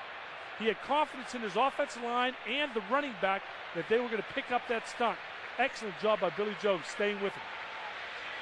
Gene Williams, number 69, the right guard of the Falcons, able to regain his feet and walk from the field. It is a first down play. Atlanta, first down Falcons.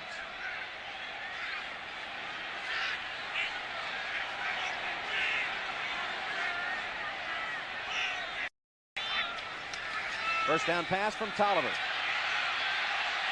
Manages to get the ball away as he was being twisted down. Avoided the sack from Johnstone, who calls for the intentional grounding. That was close. I don't know. I think the referee, Mark Bright, was looking to throw a flag, but again, he tried to look and see what was happening.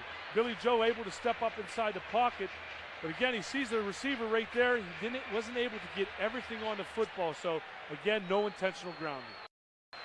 With Williams out at right guard, Calvin Collins, the rookie from Texas A&M, has replaced him.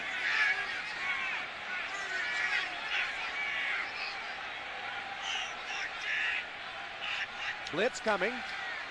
Handoff to Anderson. To the line of scrimmage and nothing more. I believe I would stick with Byron Hanspard at running back. He has done a much better job than Anderson today.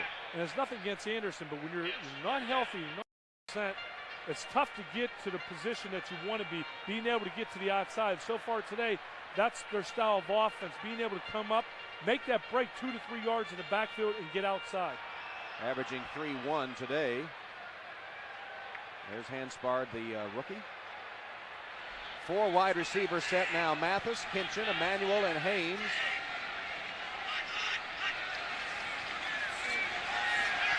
Tolliver with time. Mathis has it. First down Atlanta. To the 34-yard line. Turner and Trapp hit him there, but that one covers 12. And a clutch third down conversion by Tolliver and Mathis. And Terrence Mathis takes a pretty good hit here. But again, Billy Joe Tolliver being able to have the time to throw the football, the big key. Puts it right there. They knew exactly where the first down was, but excellent job by the front 5 guys. It's become obvious, hasn't it, as Mathis gathers in his 4th, that whether it's Chandler or Tolliver, it's the defensive line. If they give them time, they're able to click.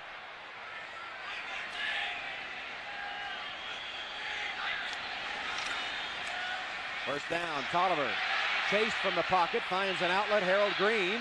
Green stopped for a loss by Rob Fredrickson.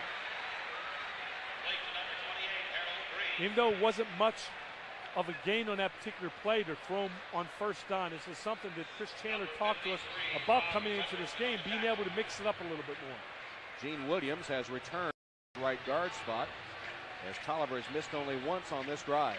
But Billy Joe's a tough quarterback. He's going to sit in the pocket. Even if he does feel the pressure, he'll sit there and maybe take that extra seconds to deliver the pass, because that's how tough he is and what his offensive line thinks of him. And with Williams back, it's starting offensive line on the field. Blitz comes. Tolliver reads it and delivers to Emmanuel. First down inside the 20-yard line. Good job by Tolliver then to read the blitz. Find the hot receiver for 17 yards. And you hit it right on the head, Tom. Excellent read by Tolliver. Knowing who his wide receiver is that's running the hot read. An excellent pickup by Anderson on the blitz. Emmanuel with the inside release. Fumbled the football and got it back. Jamal Anderson, who hasn't had much success running the ball, did make a very nice pickup block to enable that completion. He's carried 7 times for 23 yards, but a good job blocking. Tolliver for the end zone. Still no call. Now incomplete out of the end zone was Michael Haynes. That was a great catch and almost trying to get his feet in, but what happened there, Billy Joe just a little bit late throwing the football, a little bit too much air under the ball. He had to beat. What he has to do is throw this more on a line, drop it over the shoulders.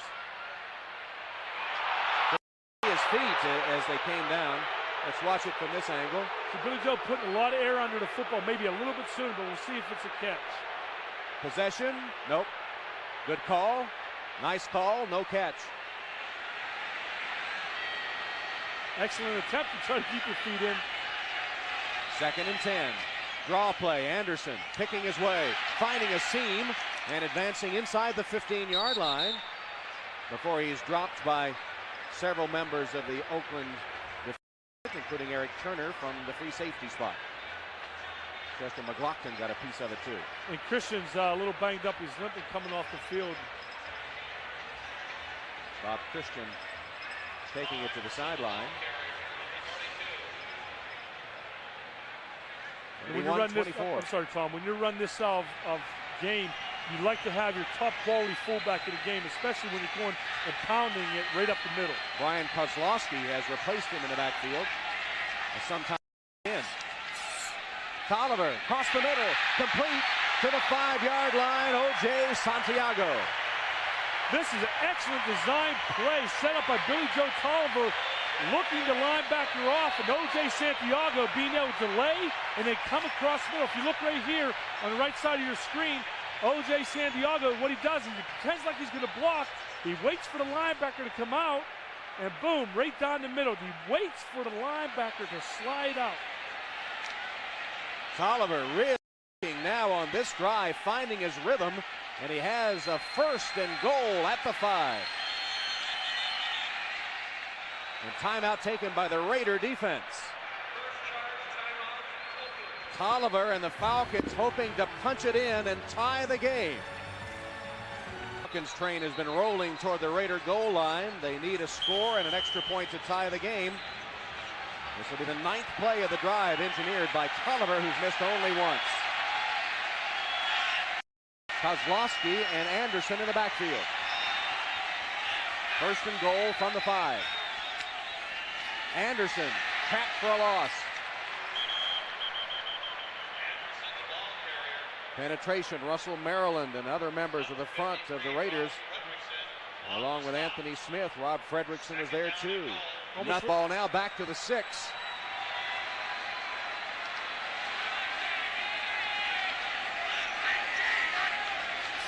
Tolliver with touchdown, Mathis.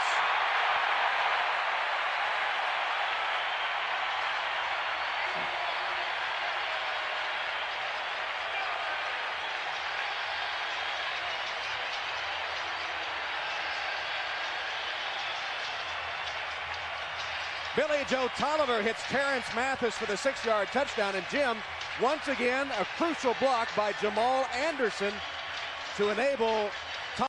Receivers are going to be 1-on-1 on the outside. And Billy Joe showed his fastball there. Anderson's extra point has tied the game. Billy Joe Tolliver directs a tying drive, the clincher, the pass to Mathis. And with 7:17 left, it's 31 all, much to the chagrin of Al Davis. 32, Jamal Anderson is running ability, but what happens is he's able to pick up the blitzing guy on the outside here, even sustaining the block for just a hair of a second right there. The one thing about Jamal Anderson, he's been the key to 2 big plays, 2 touchdowns for the Atlanta Falcons. With his blocking, not full speed in his running, his blocking though has been excellent. And that's what counts. Morton Anderson's kickoff, 1 yard deep, Desmond Howard. Howard saw daylight for a moment. There's a flag down, but Howard is not yet down. Breaks to the sideline, tight roping and finally out of bounds.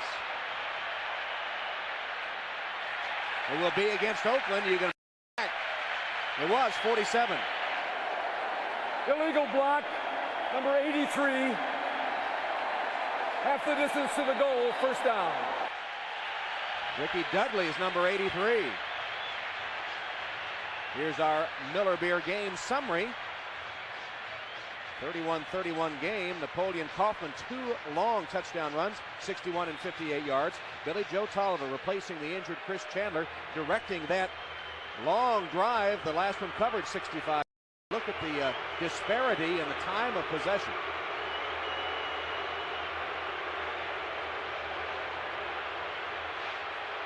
Penalties again have been critical to the Raiders' lack of success at times. And now the fans are getting into it right now. Starting from the 8. George, wide open. Dudley, the tight end, got away from another man. Dudley to the 40, rambling to the 30, cuts back, a stiff arm has him to the 15.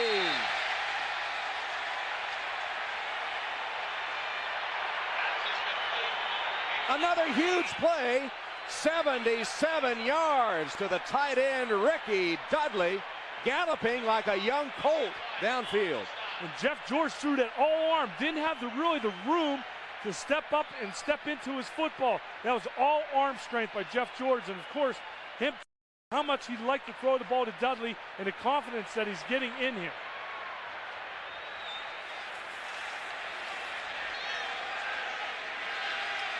First down, Raiders, 16 of the Falcons. Hoffman, little hesitation step, but takes it only to the 15, a gain of 2. William White up from the strong safety to stop Napoleon. Oh, Tom, when you get them down like that, you look at 2 receivers out there, and Dudley, a tight end. This is the area where I know when I was playing as a quarterback, I'd like to use my tight end a little bit more because you know he's almost always going to be isolated with the linebacks level up. But the great teams, the good teams, win the game in the 4th quarter. Al Locasal on the left and Al Davis. I've seen them suffer some painful losses. 0-4, decided by 7 points or less.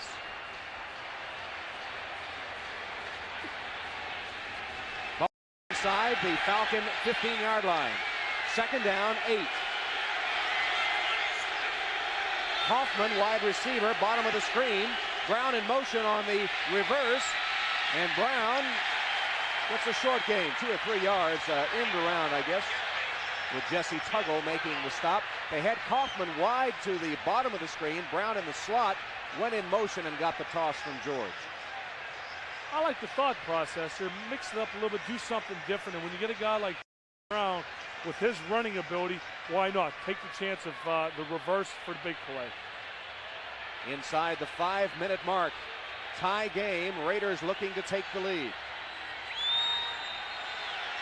3rd and 6 in a 31-31 game.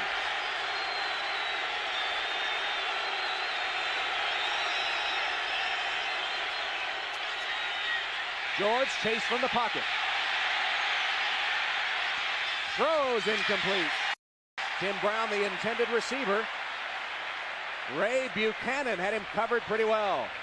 So now on 4th down, Ford, after the defensive heroics by Buchanan, is forced to attempt the field goal. A good job by Jeff George, not trying to force it in there. He threw it where only Tim Brown could catch the football, knowing that he is in field goal range with the score being tied at 31. Ford has hit his previous field goal attempt.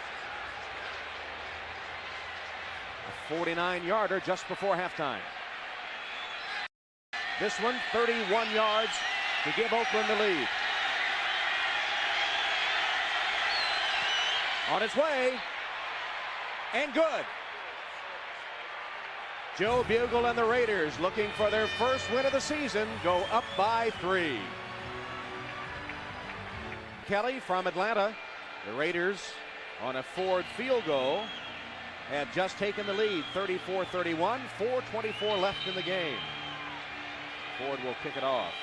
Then Hanspard and Green for Atlanta.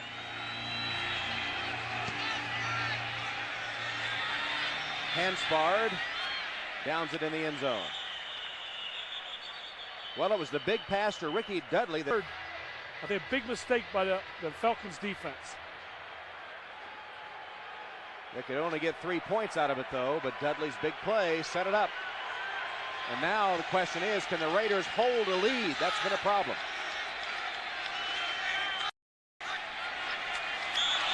A mess up there between the center and quarterback, Fortin and Tolliver.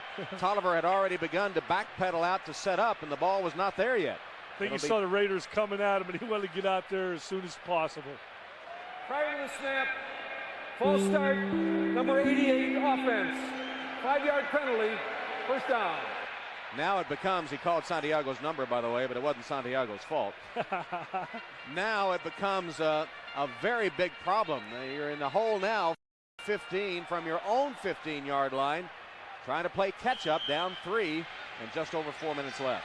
And don't think you have to make it all up here. Just try to get 5, 6, 7, 8 yards. Try to at least be second in mid-range.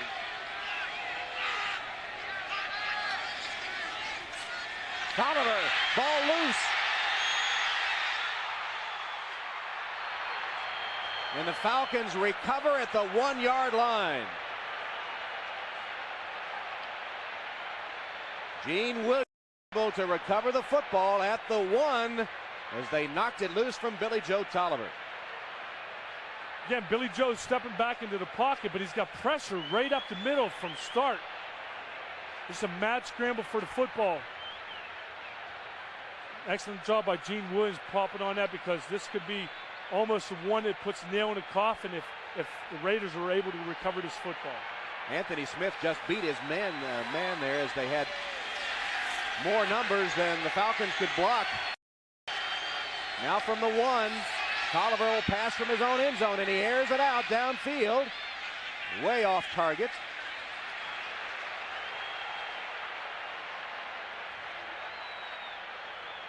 And now it will be 3rd and long. Tolliver will again have to pass from his own end zone. George Sefcik, offensive coordinator. Dan Reeves sending in the play, and a tough call here. You can bet that the Raiders will be coming. Boy, when you need the offensive line to step up, that's when you need it in the last play. But right now, you just have to get some yardage back. Don't try to force the ball in here and cause a turnover. Just try to get some room for the punter. There's plenty of time left. 7 of 15 on 3rd down conversions. This, though, is a 3rd and 29. Tolliver, if he steps out of the end zone, it's a safety, and he does. You don't want to step out of the end zone. Now that forces the Atlanta Falcons to score a touchdown.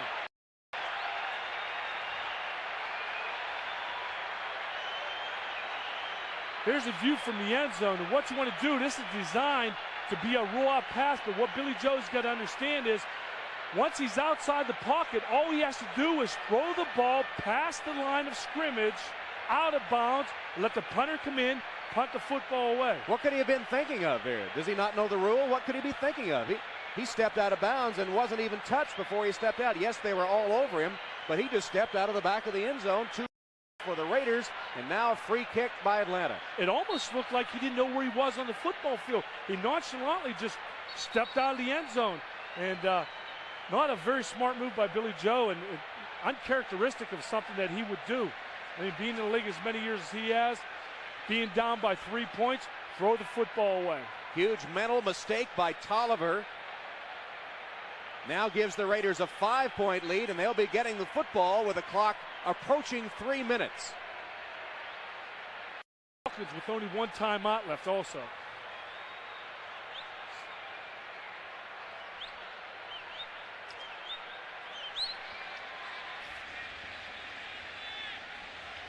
Howard and Tim Brown awaiting the free kick.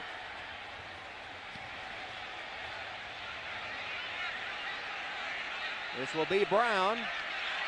Tim Brown tackled hard with a penalty marker down. Handspar on special teams with a beautiful tackle. And a penalty against Oakland. Illegal block, number 55, on the return. 10-yard penalty, first down. Now 13 penalties and 99 yards against Oakland. And of course, the other side of the safety is that if they can stop the Raiders and get good field position, it might turn out to be a fortunate play for Atlanta. Well, the penalties, 13 of them today after the Raiders had been doing so well in that department. Folston called for that. So the Raiders begin from their own 22, first down, 3 minutes, 9 seconds on the clock. Fenner to the 26-yard line, tackled by Travis Hall. Timeout by Atlanta. That's their final timeout of the game. That's some impressive numbers right there in the second half for Jeff George. 5 157 yards and 1 touchdown. Stepping it up in the second half, Jeff George. And the biggest thing right there, Tom, no turnovers, no interceptions. Did wrong was he went out of bounds when he should have stayed in bounds to keep that clock rolling. I'm sure he realized that now after the fact, but sometimes you learn by your mistakes. Some costly. It's 2nd and 6 for George.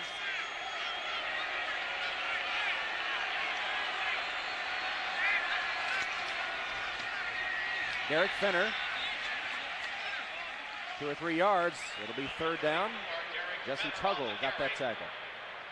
Tackle on the play by Jesse Hamler Tuggle. All Jeff George will do right now is milk that clock.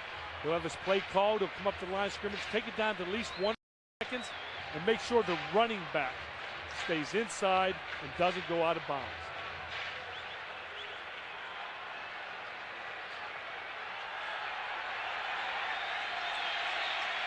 Eight yards of carry allowed by the Raiders. Play action fake. George's pass incomplete. They'll have to punt off the hands of Jerome Davison. Play by Sauer. I'm sorry, Tom. I think that's a mistake by the Raiders. What you want to do is you want to be able to run the football, take it down to the 2-minute warning. Again, you take a chance of throwing an incomplete pass. And yes, if he catches it, it's a big plus. But when you're throwing a sideline pattern like that, at times the momentum will take you out of bounds. Not a very smart move on as far as what I look at it and think of it from that point of view. Punt. Aragoose, and for the first time today, Ray Buchanan is set to return.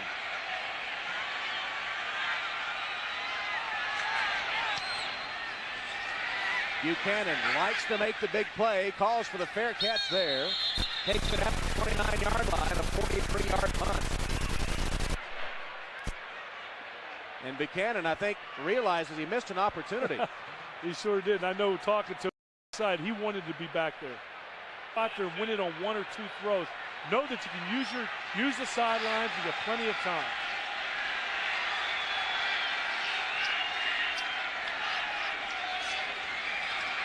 Tolliver.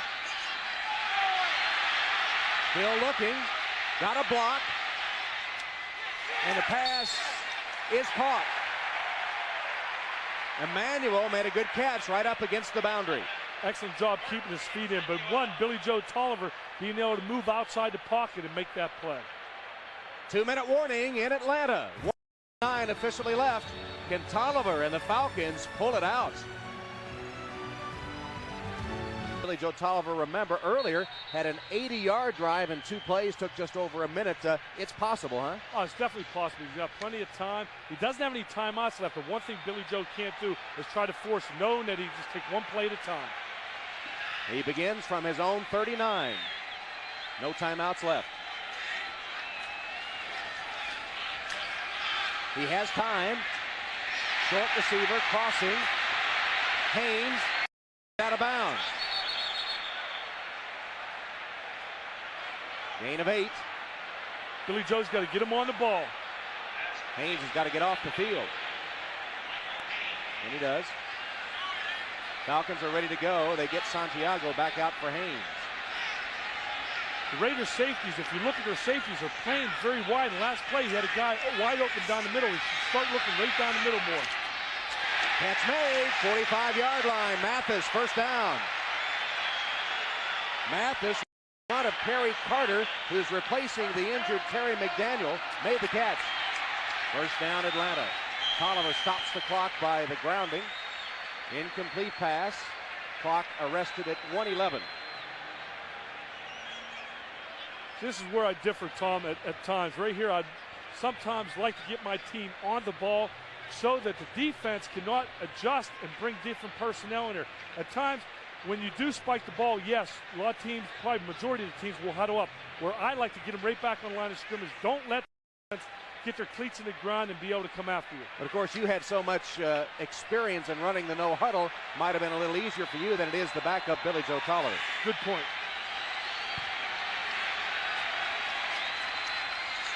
Tolliver again gets time down the sideline, and it is caught, but he's out of bounds. Bert Emanuel gathered it in, but he was out of bounds, no catch.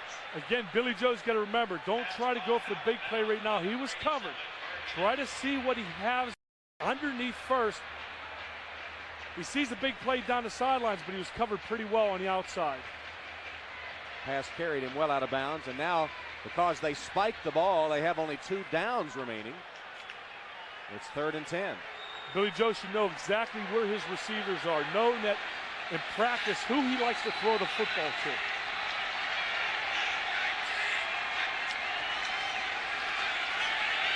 Steps up, but is trapped and sacked at the 45-yard line by Anthony Smith. That's the one thing he could not do, was take a sack. 6th of the day for the Raiders. This is a situation where you don't want to be sacked, but we talked earlier in the game that Dan Reeves talked to Antone Davis about this, that he didn't have a good first 2 games and has a big sack right there. 4th down, Tolliver throws it short to Green. Green has got to get the 1st down, and he will not. Blasted out of bounds by Mike Morton. And the Raiders have held on 4th down.